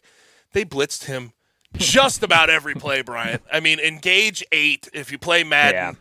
Yeah. Engage 8 every single play. Sacked him 8 freaking times. This was not a fun game to watch by any stretch. No, but it was, great idea for the Miami's defense because, when you're a quarterback like Ian Book, you're already going in there wide-eyed, first NFL game, and then when you've got all those guys running at you every single play. Yeah. Ooh. And Jalen Waddle has put together a pretty good season What this a year. game for him last night. Yeah, well, it's interesting, though, because 10 receptions, 92 yards does not really get me all that excited. He had a TD. Yeah. But let him move downfield a little bit. Try to push the ball downfield. Yeah. They did a lot of now routes to him, which I'm not necessarily the biggest fan of. That's sort of how they used Jarvis Landry, though, before he moved on to the Browns. Jalen Waddle, though, this year, 96 receptions, 941 yards, 5 TDs. Very good year he's putting together. Around the NFL, here's something pretty funny. Cole Beasley. We know about him in COVID-19. He's got a diss track and everything. You know how much money he's paid for his various violations? Hit me with it. Over $100,000. Is that worth it? Is that worth it, really? Just put on a mask or whatever and test? I'm not paying $100,000 for that, man. Like, you got to be really, really firm in your stance to pay that much money. And granted, he probably has a decent contract. He's a decent wide receiver, solid wide receiver. Has done it for a while now out of SMU. But I could never pay $100,000 for not wearing a mask or not testing or what have you. Some bad news, though, from around the NFL. Darrell Henderson Jr., former teammate of mine, he's headed off to IR. And and Sean McVay said as much. He cannot catch a break. MCL sprain. He'll be out for 5 to 6 weeks. And within that presser with Sean McVay, he said that Cam Akers, who tore his Achilles in July, people will remember, could return this week versus Baltimore. How? I'm saying he better not. Bryant, he better not. That's all I'm saying. For his safety, there's no way. As far as the Achilles injury, I have never seen someone rehab quicker than a year and some months. Oh, yeah, year and a half. I mean, ugh. That is, they have to tie it back together. You have to strengthen it back up. I mean, if we see Cam Akers get a carry this week versus Baltimore, I'll be kind of sick to my stomach. But Darrell Henderson Jr., he's done well this year when he's been called on. Done a really good job, but it has been tough since he's got into the NFL. For the Colts, my darling Colts. Your darling team. Yes, 9-6, just beat the Arizona Cardinals. Carson Wentz enters COVID protocol, though. Last 2 weeks of the season, they play the Raiders and the Jags, so, I mean, it's a good time, I guess, because their schedule was very front-loaded. So I guess it's an okay time, if any time was okay to have Carson Wentz enter COVID protocol. So Sam Ehlinger will be now in charge of the Colts' playoff hopes. They sit at 9-6. They're in the 5 spot in the AFC. Just probably need one of two to sort of clinch their spot there. But when we come back from the break, we'll bring on our good friend Bo Marchant to talk more NFL from collegetopro.com. You're listening to Sports Time on Sports 56 with Gabe and Stats.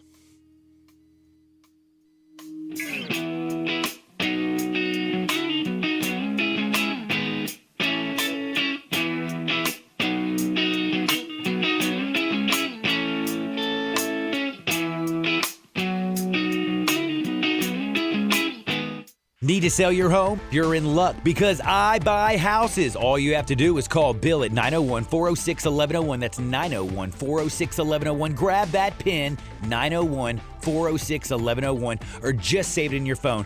Bill at I Buy Houses. I Buy Houses buys houses in any area, in any condition, at any time. As simple as that. I Buy Houses is guaranteed to close in 5 days. So if you need your cash fast, just call Bill at I Buy Houses, 901-406-1101. Has your house been on the market? Were you just tired of renters? Or is it just time to start over? Well, avoid repairing, cleaning, painting, and prepping your house. Just pick up the phone and call Bill at 901-406-1101. That's Bill at I Buy Houses. If you're in Southwind, South Memphis, North Mississippi, North Memphis, Collierville, if you can hear this, just call my friend Bill at I Buy Houses, 901-406-1101. You need to shop Kohl's right now. I mean, they have so many deals. I got 60% off holiday decor, so I'm set for next year. Fleece for under $20 and 60% off bedding. Even better, I used the Kohl's cash I earned from my holiday shopping and got it all in less than an hour with free store pickup. Who's ready to ring in the savings?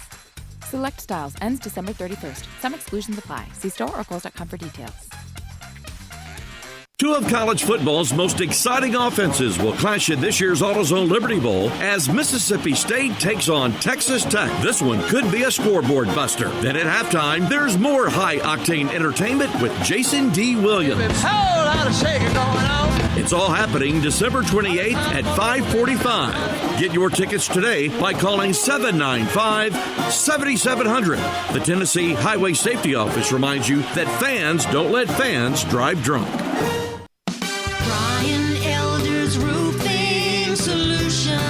I'm Brian Elder, 867-0303. Hurricane season is upon us. Is your roof ready? Are your shingles laying down and sealed properly? Call me right now, 867-0303. They say you get what you pay for. That's why my opinion is free. Maybe you've got years of life left in your roof. If so, I'll tell you that. But if I find storm damage or a compromised roof system, I'll lay out some options for you. Don't let them tell you it needs to be replaced if it only needs a repair. Call me, 867-0303. Has your insurance company already seen it and rejected your claim? Maybe they're correct. Most of the time, they're not. They do tend to become more reasonable once I get involved, though. 867-0303. I'll measure your roof from outer space or BrianElderRoofing.com. Call 867-0303. Brian Elder's Roofing Solutions.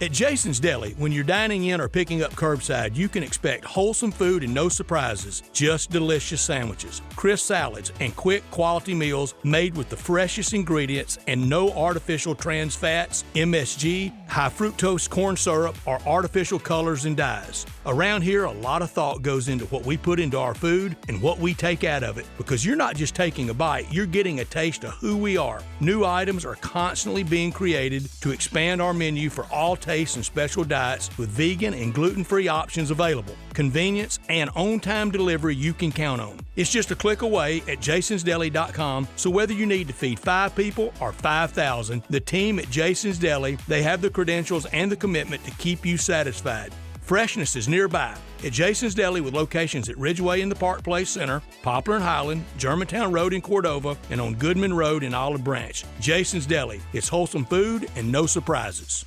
Veterans face treacherous situations filled with peril while serving our country. Many veterans come home physically injured, suffering from PTSD, have traumatic brain injuries, or other ailments. At an unprecedented time in history, our most vulnerable veterans are isolated at hospitals and their homes. Imagine having to shelter in place forever. Over the past year, Help Heal Veterans has sent nearly 500,000 therapy kits to isolated veterans and active military.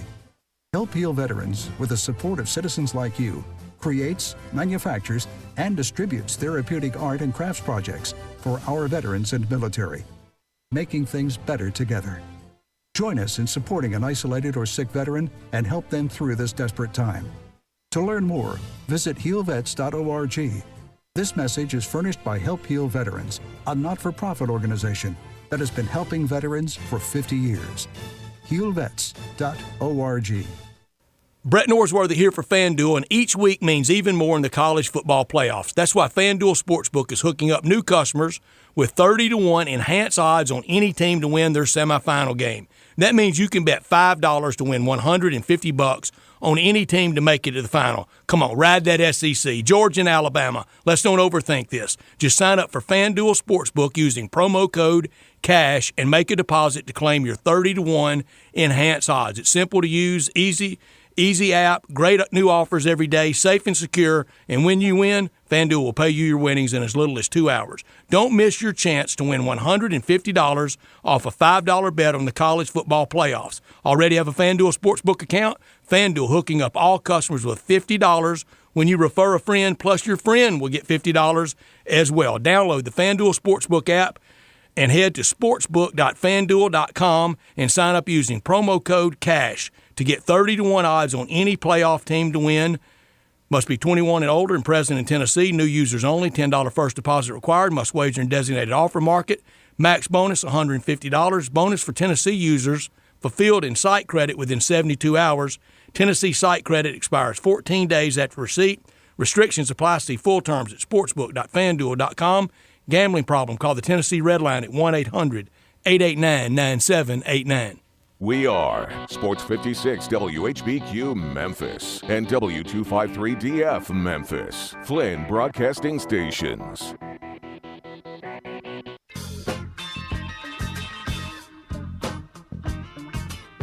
Now, back to Sports Time on Sports 56. This hour is brought to you by DeSoto Auto Sales. Here once again are Brett Norsworthy and Gabe Kuhn.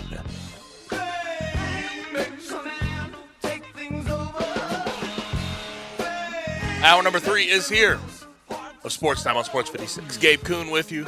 Brett will not be back until the new year. He'll be back next Monday, January 3rd. Bryant Dacusson producing the program. Last hour of our show. Make sure you text questions, comments, concern. Auto Zone listener line 901-360-8255. Get in the zone, AutoZone. You can also watch us live and message us on Twitter, Facebook, YouTube, Twitch, and at Sports56WHBQ.com. We go ahead and bring in our friend Bo Marchant, talking NFL from college to pro.com. You can follow him on Twitter at Bo Marchant. Bo, how's it going, man? It's going great. How are you guys? How's holidays treating you so far? It was nice. I had a good holiday. Looking forward to New Year's Eve. How about yourself? The same. I'm definitely looking to New Year's Eve. Like I said, start of a new year. New year means, New you? New you? We got any New Year's resolutions? Nah, I got. You don't believe in them? You don't believe in them? I don't believe in them. You know it is. I would do it, but I know it. I'm just so stuck in my ways that there's no point. Nothing's changing. So why even bother? I hear that. That's the truth. I love that attitude, Bo. That's a great attitude to have.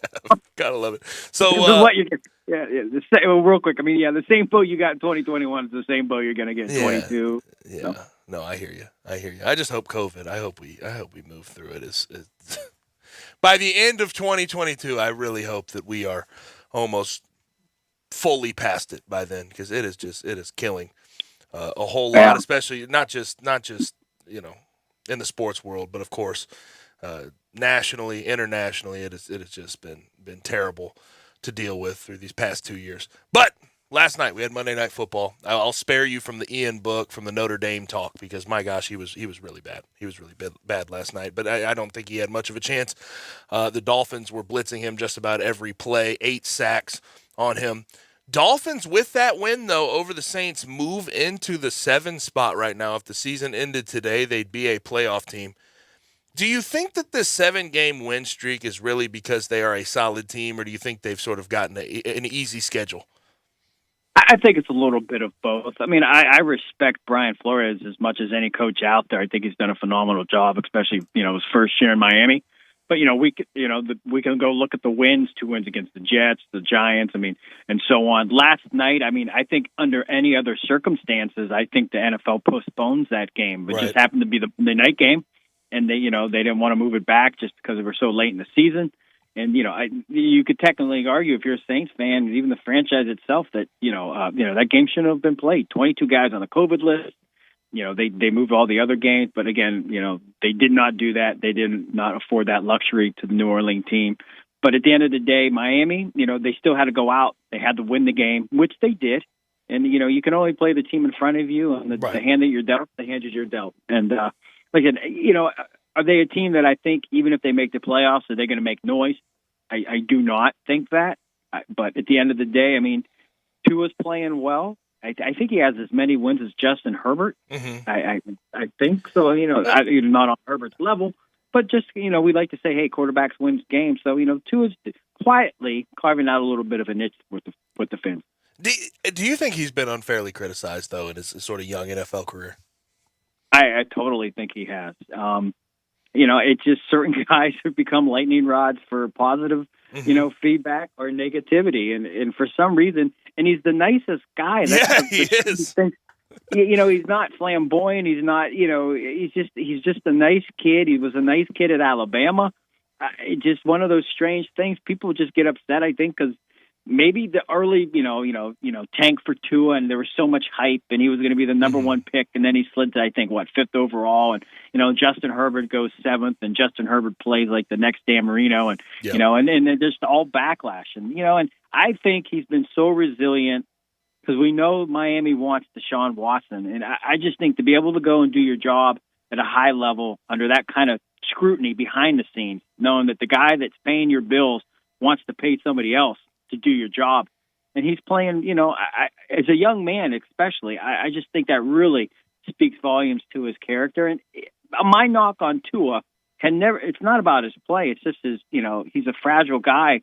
He gets beat up, and they're not those catastrophic injuries, but there's those little nagging injuries. And, if he can get past that and string together, a couple, 15, 16 game seasons, I know we're 17 now, but, if he can become a durable quarterback, then, I think Miami's on something. And definitely the best quarterback, I think, at this early stage that they've had since, you could say Marino, if you will. At least he's, they're winning and he looks good. And Jalen Waddle, they look like they got a nice connection. Obviously, the Crimson Tide connection. Yeah, he's a stud, man. The one thing that was interesting to me, though, and I've been watching the Dolphins all year, the one thing that I wish they would do more with him is get him downfield a little more, Jalen Waddle. Seems like they like to throw him now routes and screens more than anything. Sometimes when we do this show, I think you step inside my brain. Yeah. Yeah.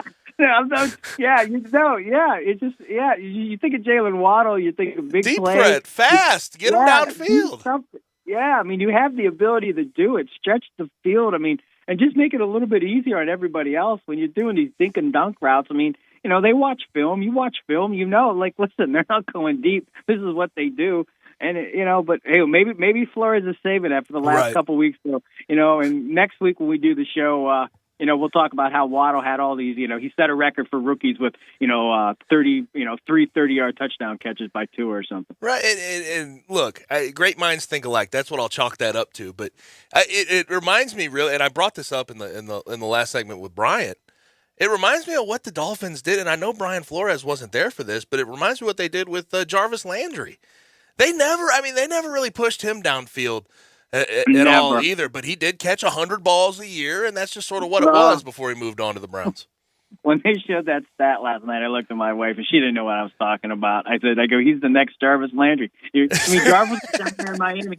He was what? He was doing like 130 catches a season. Targets were off the charts. Bo. Yeah, mind-boggling numbers. And when you're seeing these 10 receptions, 102 yards, and all the receptions per game, and I was like, yeah, that is definitely Jarvis Landry 2.0. Mm-hmm.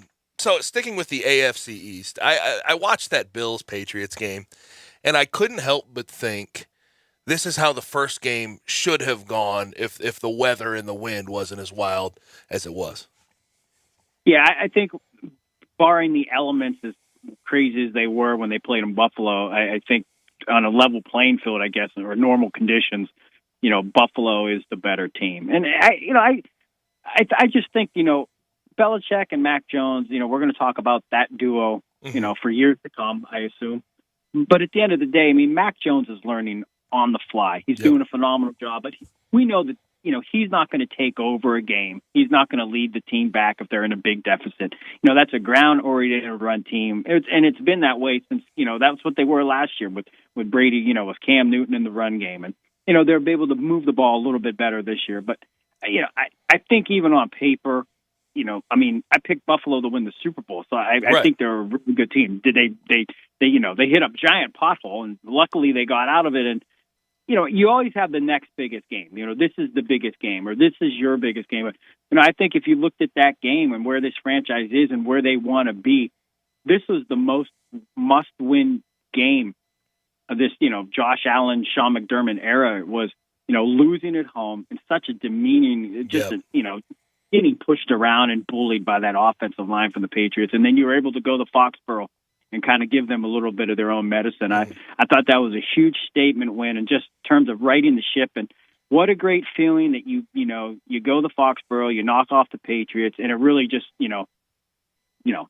160 the whole entire division in terms of, who's where in terms of rankings and playoffs. And 2 games left in the year, Gabe, you're on a high, and I think that's what they needed. You always want to play well. You never want to have any, lows, but, it's a long year for any team in any sport, but you want to peak now. And I just think that is a launching pad for a positive mindset for this team to go out and, win out. They should win out the last 2 games. Yeah.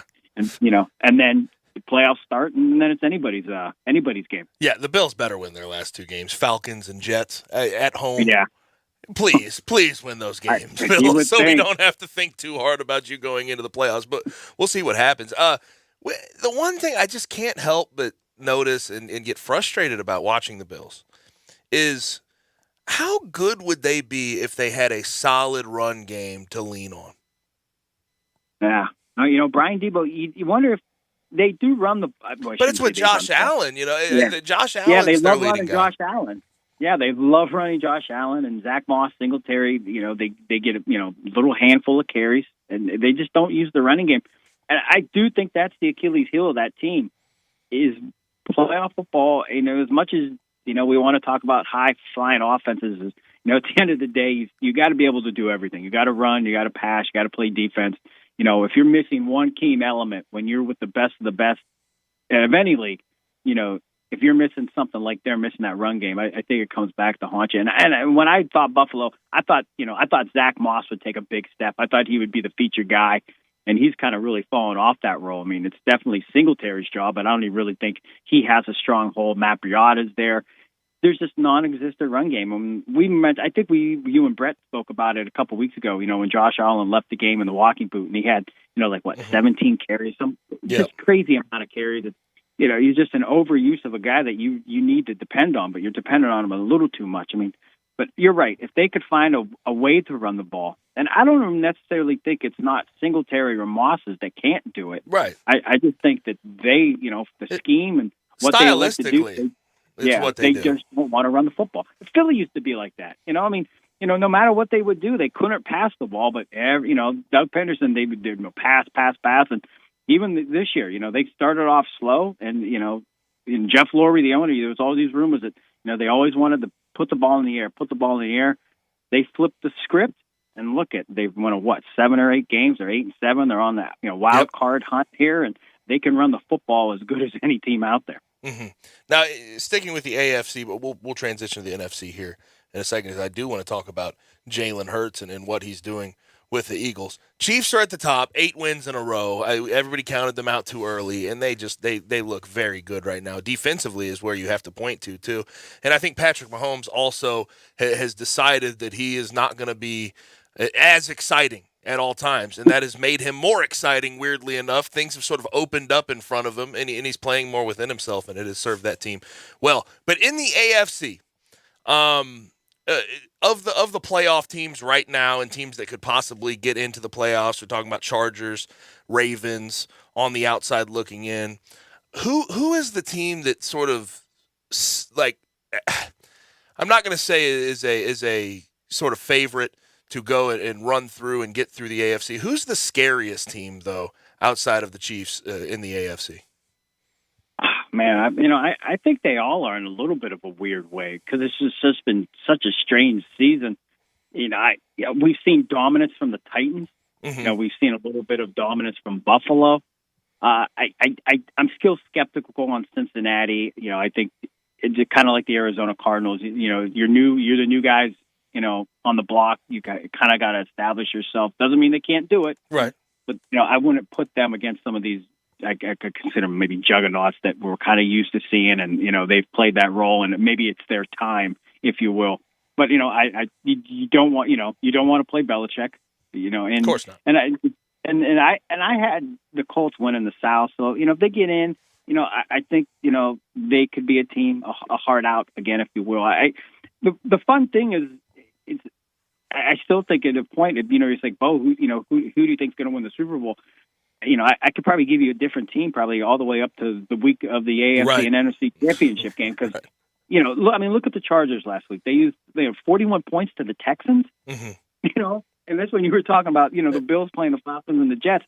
It seems so logical that they won't lose. But we've seen this year above more. I can't remember a year where so many lopsided games. The Cardinals losing to the Lions. And we know Campbell's got that team playing hard. I mean, Each week that team was like, you knew it was coming. You didn't know who against who, but, they were going to get that win finally. But at the end of the day, I mean, the AFC's wide open. You got to say, Kansas City's pedigree and the way they've played, they're going to be there. I think the win against New England for Buffalo is huge. And, big win for the Tennessee. It wasn't pretty, but, there was a lot of momentum on the 49ers side last week, and they were able to find a way to win. I thought that was a signature win for the Titans. It was a hard-fought win, a little bit undermanned, and they were able to, again, knock off a team that was really, really peaking, and, now the 49ers kind of got to regroup, and I hope they can finish strong. And this, I mean, the past 2 weeks, especially for the Cardinals, has sort of been proving exactly what we've been talking about the last few weeks about them. They got to prove it to me late in the season and into the playoffs that they can win these games that matter late in the season, and they really haven't gotten it done. Talking with Beau Marchant from collegetopro.com. Now, we talked about Tua, one Alabama quarterback. I want to talk about the other one who was taken, I think, 53rd in that draft. I think it was the same draft is Tua, if I'm not mistaken, out of Oklahoma, Jalen Hurts. What do you think about him going forward with the Eagles? Do you think at this point, has he proven to you at this point that he can be a franchise guy, or do you still need to see more? I'm leaning more, probably because they're winning, so I'm going to say more of a franchise side of it. But I'm a Jalen Hurts supporter, so I got to say, he could be that franchise guy. And is it the way that we're accustomed to seeing a pocket passer and all that stuff? Mm-hmm. No, he's not there yet. But we've seen that you can be dangerous with your legs, and he's going to find himself. And I think that's the offense finding themselves as well. I think the one thing, even with Tua down in Miami and Mac Jones. I mean, you look at the weaponry that these guys are working with. Tom Brady left New England so he could go have fun with Mike Givens and Chris Godwin and Rob Gronkowski and Braid and O.J. Howard, and then they bring in Antonio Brown. I mean, that's like a smorgasbord of fun toys for any quarterback. Yep. So. I think if you ask Jalen Hurts or Tua or even Mac Jones, if their level of play would be a little bit better if they had the same weapons as Brady. And this is not a knock on Brady. We know he's insane good, but I'm just saying, these guys are the cupboards are pretty bare. Put it that way. That's why you're starting with a new team. That's why you're with these teams. That's why you're drafted early.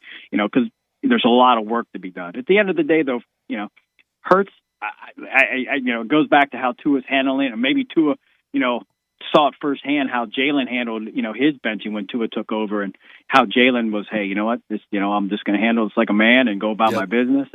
And maybe that's why he's able to, do so well in Miami with everything going on. But, the Eagles are fun to watch.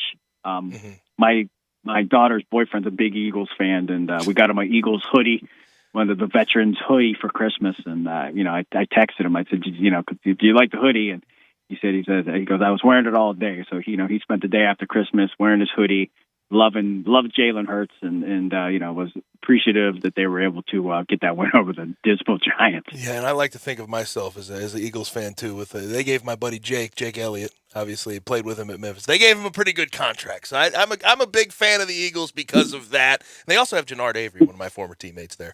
Now you brought up the Buccaneers within this conversation. I'm curious, with all the injuries they've had, Levante David's going to be out for the rest of the regular season.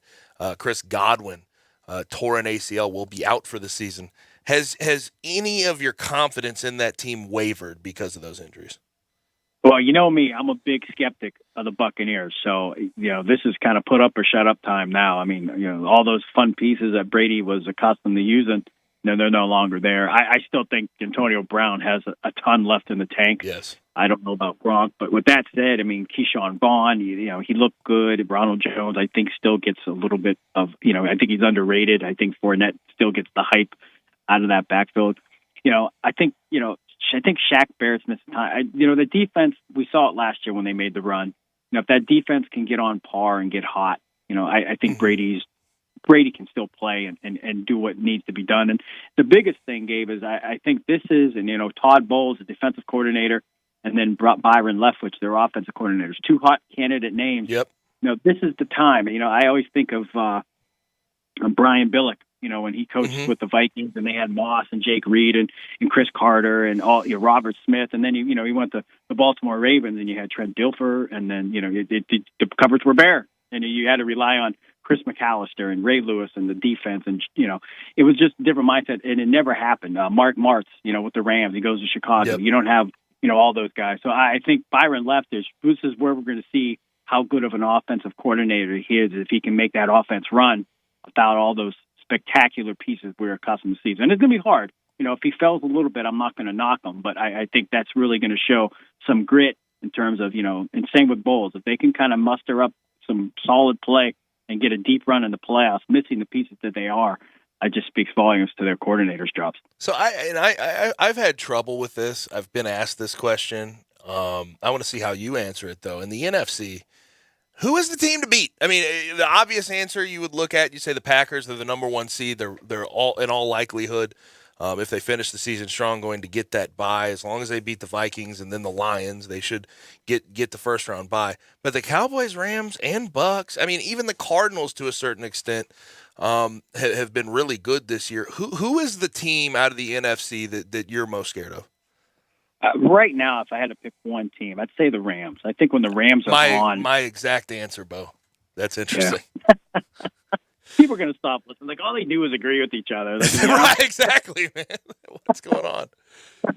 And text me. Right. We need to switch up our answers, huh? Yeah, just text me next week. Listen, I'm going to ask you. And by the way, we never rehearse anything, but just text me next week. Like, exactly. Hey, I'm going to say I love the Falcons. You say you don't like the Falcons. Exactly. Perfect. We'll plan it out. Next week. Yeah, but it goes right through the AFC side. I mean, I think the Rams, when they play their best, I think they can play any of the other teams when they play at their best. If that doesn't, the Packers just seem always to come up soft. Rodgers just kind of disappears in the big games, and I love the guy, but that's we all Barry Bonds had the same knock. Peyton Manning had a little bit of that knock. I mean, you got to win in the postseason, and he's had his shots, but can't get over that hump, if you will, of getting back to the promised land, and that's the Super Bowl. So yeah, and Bo, if the Rams don't get it done now with Jalen Ramsey, Aaron Donald, Von Miller, I mean Cooper Kupp, Matt Stafford, if they don't get it done now, I mean, damn, win. I don't know, but right. Les Snead, I tell you what, the one thing, though, is they don't do it. They're going to give out more draft capital to bring in some hammer next year. I mean, do they have any of that left, Bo? I mean, seriously. I don't know. They can't have draft. I mean, they've given up every draft pick for the next 10 years, it feels like. Yeah, their first pick off the board will be like in 2061 or something. It feels like that. It really does. Bo, they'll be shutting down. SoFi Stadium will be shutting down when they get a first round pick. Bo, appreciate it, man. Thanks for joining us. Hey, you guys stay Happy New Year. Absolutely. Happy New Year's to you. Thanks, Bo. At Bo Marchant on Twitter. You can also see some of his work at collegetopro.com. We need to stop. I mean, seriously, we might have to rehearse this beforehand so we don't agree so much. Yeah, that's maybe. Else, who's the team to beat in the NFC to you? Well, see if you disagree with us. On an unbiased level, I'd have to go with the Dallas Cowboys. Very unbiased. Very unbiased. We're going to go ahead and get to a break. When we come back, we're going to switch gears. We're going to talk with Dave Woloshin, voice of the Tigers. Also, you can listen to him from 10 to 11 on Wolo and Friends on these airwaves. We'll be right back on Sportstime with Gabe and Stats. You have opinions? Well, you got to have an opinion. We want to hear them. Call or text us on the AutoZone listener line at 360-8255. That's the AutoZone listener line at 901-360-8255. Get in the zone, AutoZone. I'm with John Virgos in the alley at the world-famous Rendezvous. John, it's so good to see you. How are things at the restaurant? Brett, things in the restaurant are fine, but like all restaurateurs will tell you, things are still not back to normal. Supply chains are interrupted. 1 week we can't find charcoal. Another week we're short on ribs. Another week they can't find the plastic bottles to fill our sauce jars with. I've watched in awe as our fellow Memphis restaurateurs have worked their way through these past months. John, always new and exciting things at the Rendezvous. People know we have Greek salad, vegetarian red beans and rice, and vegetarian nachos. But now we have desserts. Miss Barbara of O Taste and See has individually wrapped some wonderful desserts. We have key lime pie, chess pie, chocolate chess pie, and pecan pie. Not pecan pie, pecan pie. We also have a new twist at the Rendezvous. We now have outdoor dining. It's in the side alley along the Rendezvous, not the one in the front. And depending on the weather and depending on staffing, please call ahead to make sure we're open. And we hope it becomes a mainstay here at the Rendezvous. Mr. Charlie Virgos' world-famous Rendezvous in the alley in downtown Memphis. Get ready to command the season in your new Kia from Gossett Kia on the Pike. All with Kia's year-end push and a 10-year, 100,000-mile powertrain limited warranty to back them up. 2022 Kia Forte, 41 MPG, $179, only $27.99 to its signing. Or 2022 Kia Sportage LX front-wheel drive, $199 a month. Or 2022 Kia Sorento, $279 a month, both only $34.99 to its signing, all 36-month leases. If you're ready to end the year in a big way, come see Bobby J today. He's ready to buy your sleigh and put you in a new Kia. That's Gossett Kia, 1900 Covington Pike, or shop 24/7 KiaCovingtonPike.com. If you want it, we got it at Gossett Motor Cars. All 36-month leases, $650 acquisition fee, $30,000 per year, 20 cents excess mileage. Sorrento NGO 92178, MSRP $30,875. Sportage N 7017 625, MSRP 25815. Forte 8429506, MSRP 21035. Includes all rebates and incentives. Must finance through Kia. Excludes tax title and license with approved credit. See dealer for complete details. Offer valid through 103/21. Dealer stock only. Taco Bell presents a get-out-of-bedtime story. It's time to wake up from this amazing dream, even though you're jet skiing on lemonade. How extreme! And oh, look at that. You just won the lottery. Is that a castle? Take the keys. It's your property. What's better than swimming in space? Just wait for the big reveal. It's Taco Bell breakfast and it's actually real. So it's time to wake up and bid your dreams farewell. Because toasted breakfast burritos are waiting for you. Only at Taco Bell. At participating Taco Bell locations near you during breakfast hours only. It's time to call Doug and Colin Brown for your house. Looking to buy or sell a home in Mississippi? Rely on Doug and Colin Brown, $1 Million Realtors at Regency Realty in Mississippi. This father-son combo will help you find your next dream home. With decades of experience, Doug and Colin Brown put honesty, integrity, and clients first. Call Doug and Colin Brown in Mississippi at 901-598-9168. Regency Realty, 901-350-5050. Title sponsor of this hour is DeSoto Auto Sales. Online at DeSotoAutoSales.com. They are at 5704 Goodman Road in DeSoto County. Very proud to serve DeSoto County and the surrounding area. All the cars thoroughly examined, checked out bumper to bumper, head to toe. Unlimited inventory, every make, every model. And if it's not on the lot, they'll go find that special car just for you. No shortcuts taken, though. They'll treat you like family by kind, courteous employees, laid-back atmosphere, and they want you to enjoy the ultimate car experience because they know we live in a world today that time really matters. You walk in, within 45 minutes, test drive your car, credit approved, paperwork completed, and you're out of there in 45 minutes or less. It's that simple at DeSoto Auto Sales at 5704 Goodman Road, 662-890-7184. Come on down to DeSoto County for that town and country experience you've come to know, love, and trust. Now, back to Sports Time on Sports 56. This hour is brought to you by DeSoto Auto Sales. Here once again are Brett Norsworthy and Gabe Kuhn. Welcome back. Looks like in the First Responder Bowl, the finishing touches have been put on. Air Force wins 31-28 over Louisville. They are shaking hands right now. If you want to join the show, Autos on Listener Line, 901-360-8255. You can also watch us live and message us on Twitter, Facebook, YouTube, Twitch, and at Sports56WHBQ.com. Without further ado, let's bring in our friend Dave Voloshin, live from New Orleans. He's the voice of the Tigers. You can also listen to him on Wolo and Friends from 10 to 11 on these airwaves. Dave, how's it going? How about the academies, man, huh? Army wins their bowl game. Now Air Force knocks off the dreaded Louisville Cardinals. No opt-outs. They don't worry about opt-outs. They yeah, got all their good players. How about that? Oh, yeah. Seriously. I got to have somebody to pull for since my teams aren't playing in the bowl games. Yeah, you have a good flight today, though? Yes, it was. And it'll be a really good flight on the way home if we play a game. That would be the most important thing.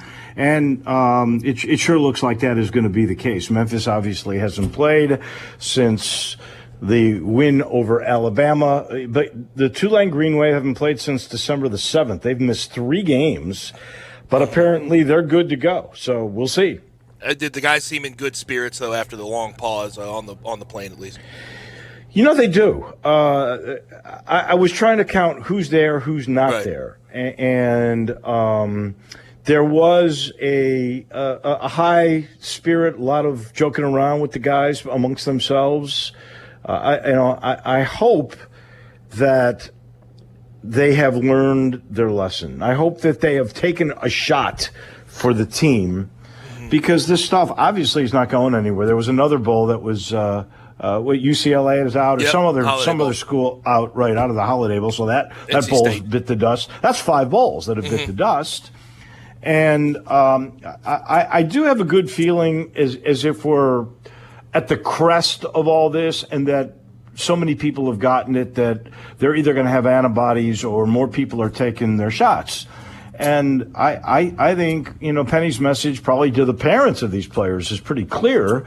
If we're going to avoid anything like this the rest of the way, and we got a team, if you look at AP's new poll with the also received votes, so, Memphis is 37. That would be good enough to make an at-large field. So, but if you're sick or you don't have enough vaccinated guys, I wonder if that'll be a consideration that the committee will take, because they don't want to infect anybody at these venues that they're planning on, having the regionals in the stadiums again, where all these schools gather and all their fans gather.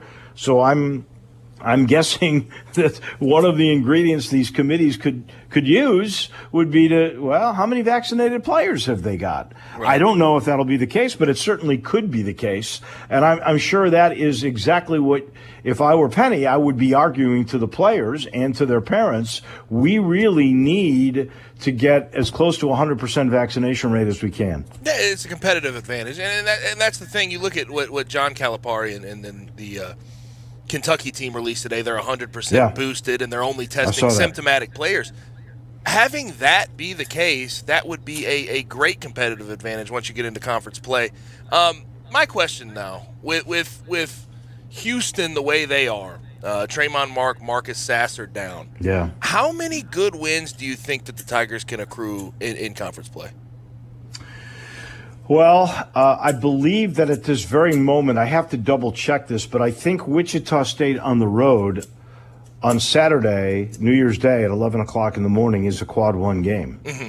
So that would go down there. At this point, Houston is still number 12 in the country. I don't know how far they'll fall. To lose 2 critical players like that is really terrible. I feel bad for Houston, and I feel bad for Memphis because they needed to beat a good Houston team. The league needs to have Houston be good in order to get more teams to make the tournament. You know, the better each team is, the better chances you have of making the NCAA tournament. So, you know, I think that at this point, Wichita State is a good W if you get that, because I think it's a quad one. That would be the third quad one. And I also think that's the other thing, is that you want to get as many vaccinated players. Of course. So Penny can go to like Kentucky and say, we need a quad one opportunity, the one that we missed with Tennessee. And there's a spot, I've said this before, there are 8 days between February 12th and February 20th with which you could find somebody in your same position that is a quad one or close to it opportunity. I don't care where you play it, but you play it so that you get that additional little dressing on your resume. Have you heard anything about that break No. by chance? You think there's what do you think the likelihood is that they could schedule a game like that in that period? I believe with the way we're seeing teams shuffle around to make bowl games, right? In football, with all their equipment and the numbers of players that you have to do that, I think it's very easy to do with basketball. I truly do. I think if you find anybody that's got a 3 or 4 day window that really needs to play a good opponent, and they think that will really help their chances to make the NCAA tournament, you guys can agree upon a neutral to make it even work that way.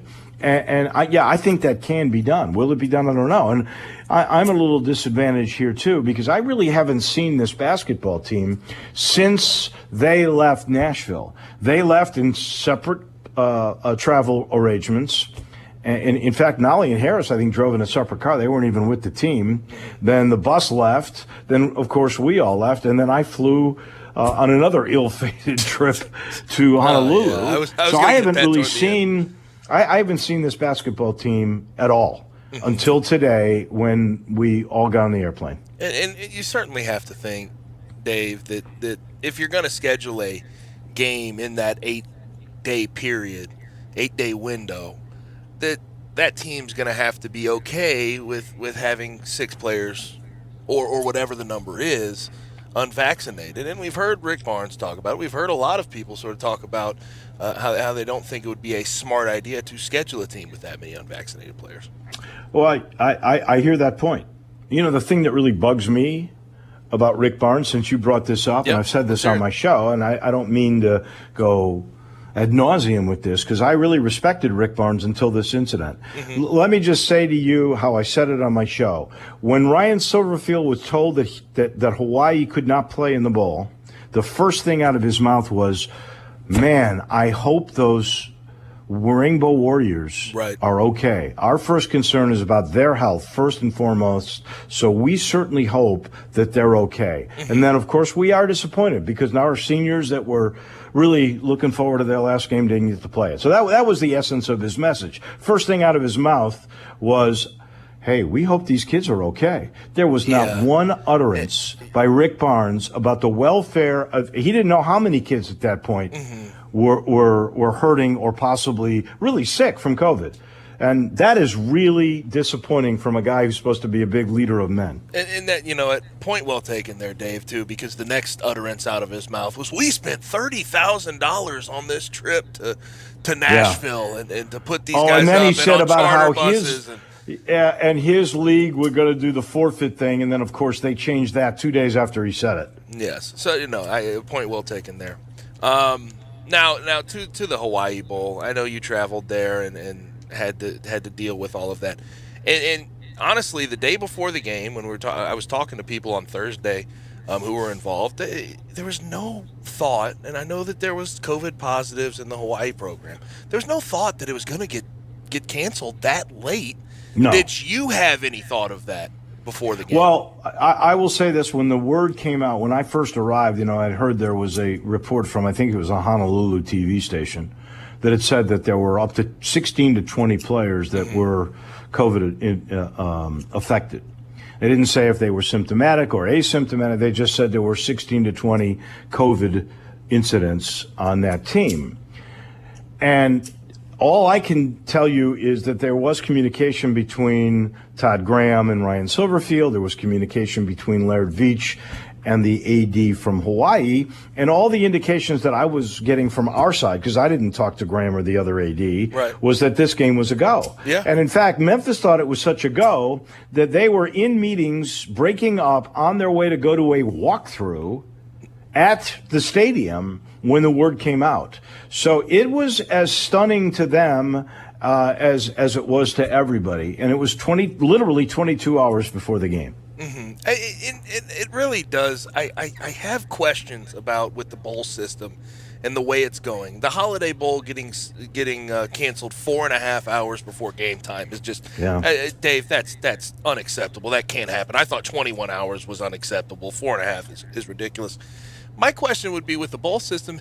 Do you think there was some level of indifference in Hawaii in not wanting to play a game, down their quarterback, down their running back, and everything else? Do you think they had enough guys to play is my question. I think it was more than just the fact that they were missing those two guys because, frankly, the quarterback played a lot. The running back was a guy, he had only gained like 500 yards. It's not like he was Emmitt Smith or Kenny Gainwell or Darrell Henderson, any of the really productive guys. So no, I don't think that was it. Now I do wonder how many there were that just decided in the end to opt out because they didn't want to play for Todd Graham anymore, or how many more entered the transfer portal. We don't know exactly how many that was. I'd love to know, and we'll probably never get that information. But what was the data, really? Right. How many were COVID players? How many were opt-outs? How many were transfer portals? Then you might really get a true sense of it. And it could have been that there were a bunch of opt-outs right at the end where they just felt like they didn't have enough people to really field a good team or a team that would be somewhat competitive. I think at that point they probably already knew they were big underdogs in the game, but we're never really going to know if that indeed was the case. Mm-hmm. And I thought, just looking at that game and how it was going to play out, it could have been a huge springboard into next year for that program who played 22 freshmen this year, had so many injuries, have a bunch of young guys that are definitely looking toward the future with the Memphis program. Were you on the flight home with the team? Yes, I was. By the way, what was the feel? Was it depressed? It was more sad. Right. It wasn't depression or anger or anything of that nature. It was like, especially for the seniors, because a lot of them, and you know this, you gear up mentally, step by step as the season goes on. And every one of those guys after the Tulane game was elated because they were going to get to finish their season with one really good hurrah at a bowl and on national TV. Mm-hmm. And that was taken away from them literally less than a day before it was going to happen. So I think that they were sad, and that's the best way that I could put it. And you're tired. It's a long trip. Although, let me just say this to you. On the way there, because I didn't get to fly with the team because of basketball, commitments, so it was a 16-hour journey for me on 3 hours of rest. I left my house at 3 o'clock in the morning and got to Hawaii, basically, in Honolulu late Wednesday afternoon. So it was a long journey. On the way back in the charter, we left. The plane left about an hour and a half later than it was supposed to, but it left Memphis time at 2:30 in the morning. And it arrived at 9:30. We got back in 7 hours. That is called a major tailwind, buddy. Oh, Lord. Oh, gosh. But the experience for the guys outside of the ending I think they had a ball.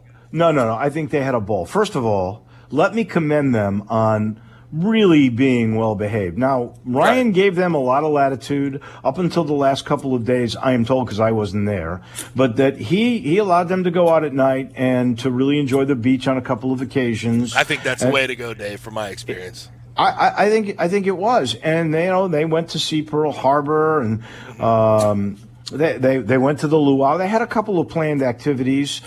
He gave them freedom, and they were really responsible with that freedom. So I would tell you, other than the fact that they didn't play the game, it was a really good experience. They got the vacation that Ryan Silverfield wanted for them. They just didn't get the game. Yeah, it's so frustrating just to see the guys who could have been home for the holidays, hanging out with their family. And I obviously I've been, part of teams like that. Especially for the Birmingham Bowl. I think we were a day late to the Birmingham Bowl because we all flew in the day after Christmas so we could spend Christmas at home with our families. It's just frustrating to see those guys have to spend it away. But they did get their goodies. They did get the gifts and all that. So I guess there is some positivity to it. But Dave, always appreciate it, man. Thanks for joining us. And have a good call tomorrow. My friend. I will try. Hopefully we play. Oh, gosh. Your family, have a happy New Year. Yes, sir. You too. Thanks, Dave. Take care. Voice of the Tigers. You can also listen to him on Wolo and Friends from 10 to 11 on these airways, 560 AM, 98.5 FM.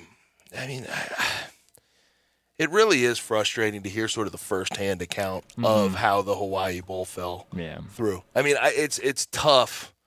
I mean, just to sort of talk about it from the outside, here, guys. I mean, just pure disappointment not to play that game. And seniors moving on. I know Jacoby Francis announced today that he's going to be moving on to the NFL draft. He was a fifth-year guy. I'm not sure if he had another year, but I would assume he did. Now. I would assume he did. Yeah. He may have had another COVID year or whatever it is, but he's going to move on without having played in another bowl game. It's just sad all around, no question. Very sad, yeah. When we come back from the break, we'll put a wrap on this Tuesday edition of Sports Time on Sports 56 with Gabe and Stats. Join the voice of the Tigers, Dave Woloshin, for Wolo and Friends, presented by Homer Skelton Hyundai. Weekday mornings from 10 to 11 here on Sports 56 and 98.5 FM.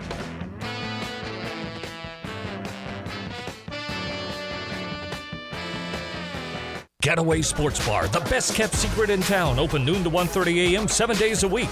Garvin, the owner, created this SEC NFL Dream Bar over 20 years ago. You'll never miss a minute of action. 10 TVs, 5 70-inch TVs for all the big games. Rack them up on 6 pool tables. Coldest beer in town, grab you a pool stick and get you some good bar grub. 100% Angus burgers, big and moist chicken tenders. Daily happy hour Monday through Friday, 2 to 6 p.m. with long neck domestics, $2.25. Getaway Sports Bar, 4632 Winchester. You've heard of James Gaddis Jewelers, but have you heard what they've done lately? Everything. A tremendous selection of diamonds and jewels, gold, silver, and much more. Lots of watches, tons of custom-made jewelry, fine gemstones, bracelets, necklaces, so many choices. Romantics will love the one-of-a-kind estate and vintage jewelry. James Gaddis has experts to help you with wedding and engagement rings, plus 2 repair experts for fine watches and jewelry. Layaway and financing available. James Gaddis Jewelers at 4900 Poplar. Welcome to Triumph Auto Sales, where you'll have a great car buying experience. Triumph Auto Sales is your #1 source of quality pre-owned vehicles ranging from lease returns to new car trades, all at huge savings. Plus, Triumph has a full array of financing options to meet your needs. Find your next car online at triumphautosales.com or stop in today at 4875 Elmore Road. Triumph Auto Sales will help you get the vehicle you want at the price you need and the service you deserve. For a great car and a great experience from a local and family-owned business, visit Triumph Auto Sales. Did you know nearly 40% of men under 40 and over 75% of men over the age of 40 experience sexual performance concerns? At the Memphis Men's Clinic, their experienced physician performs a comprehensive evaluation that determines which specific issues may interfere with your sexual performance. These issues can vary and range from anxiety to medical issues, low testosterone, or erectile dysfunction. The Memphis Men's Clinic has evaluated hundreds of men of all ages over the years and reestablished a normal sexual life. The Memphis Men's Clinic will work aggressively to resolve issues and allow you to restore your sexual health and overall well-being. That's the Memphis way. If you're 20 years old or 90 years old, come and get cared for the Memphis way. Treatment that's based on your specific needs after a professional clinical evaluation by their experienced board-certified physician. Call the Memphis Men's Clinic today at 901-443-0475 or visit memphismensclinic.com. Hotty Toddy Ole Miss. Boom! That's a way to start it. Right open down the seam. Caught. Touchdown. Caught at the 20 by Braylon Sanders. He trots into the end zone. Touchdown. We run the silk. Corral is on a roll. He's got it to the 20, to the 10, to the 5. Lane Kiffin throws his clipboard. The Rebels battle Baylor in the Sugar Bowl on New Year's Day. Kickoff at 7:45 with pregame coverage starting at 5:30 on your home for the Rebels. Catch Ole Miss Rebels football right here on Sports 56 and 98.5 FM. Now, back to Sports Time on Sports 56. This hour is brought to you by DeSoto Auto Sales. Here once again are Brett Norsworthy and Gabe Kuhn. I fantasize about this back in Chicago. Mercy, mercy, me, that mercy you like. 5 seconds left in the game. Do you believe in miracles? Yes! Go crazy, folks! Go crazy! This is Geraldo. It is crunch time. You are looking live. In your life have you seen anything like that? Goodbye! It's obviously crunch time. Hammer, nail, coffin. This baby is over. The double steak grilled cheese burrito, so good. Double the steak with nacho cheese sauce, seasoned rice, red strips, sour cream, and the 3-cheese blend wrapped inside a warm flour tortilla, with even more 3-cheese blend grilled on the top. The double steak grilled cheese burrito, it hits the spot now at Taco Bell. And at Taco Bell, when they say they are feeding people's lives with unexpected good, they mean it. Bowl food you can't get anywhere else. What I learned today is that we have some notable activations off the COVID list in the NBA. Nets, KD's back. Kyrie's going to get his first time of the year.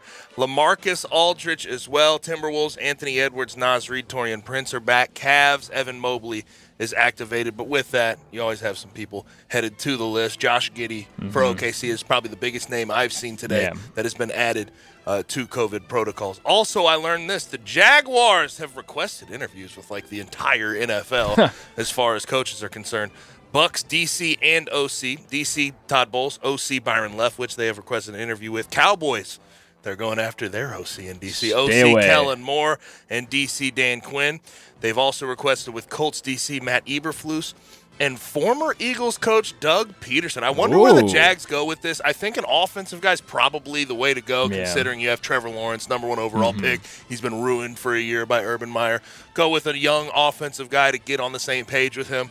But we'll see where they go. They got some good options. We'll see who they decide on.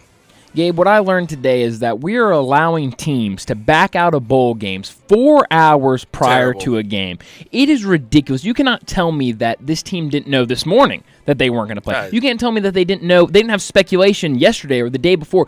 We have to hold these coaches and these athletic departments responsible for, they've got to be more responsible when it comes to making these decisions. I'm sure it's a hard decision. You've been practicing all year for this moment, but you've got to at some point say, hey, if we don't have enough guys, we can't wait until, 4 hours before kickoff to say, hey, we're not going to play in this game. And that's what I could have done without. I can't understand how you couldn't come to this conclusion a day ago, 2 days ago.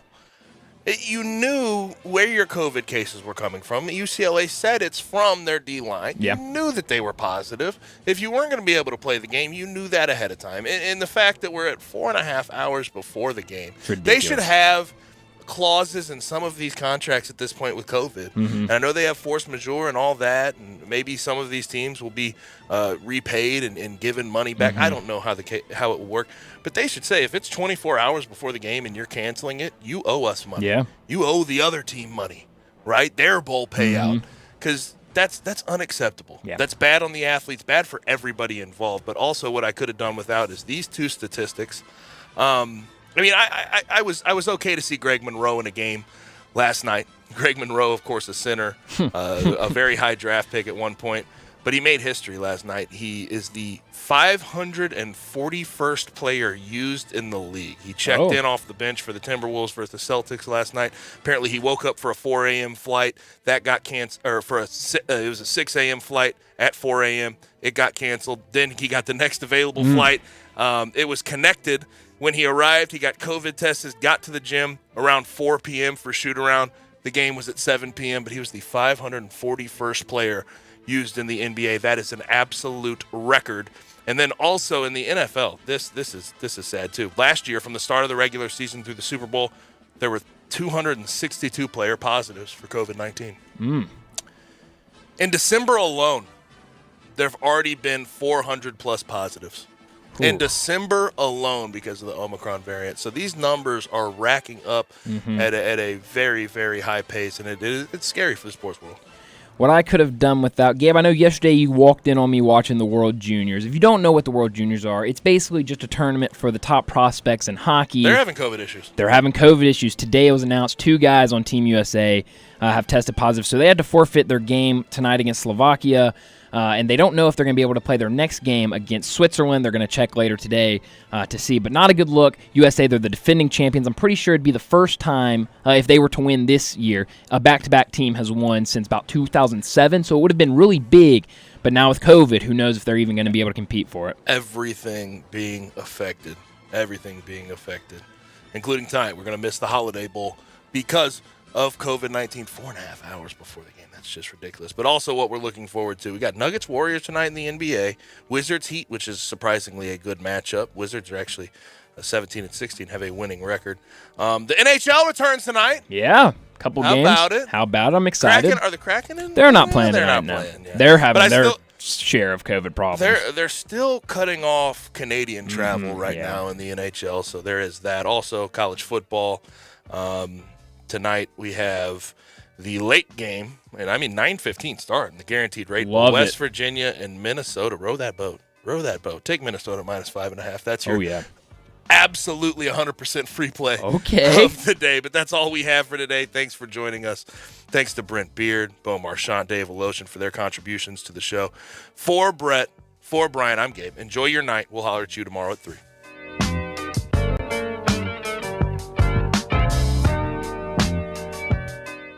Wilkinson's Liquor and Wine is celebrating their 35th year. Come in today and choose from a big selection of tequilas, vodkas, and over 70 different single malts. Bourbon whiskey fans will find over 200 bourbons and whiskeys from around the world, along with wines from every region for all you wine enthusiasts. Wilkinson's Liquor and Wine, 146 Highway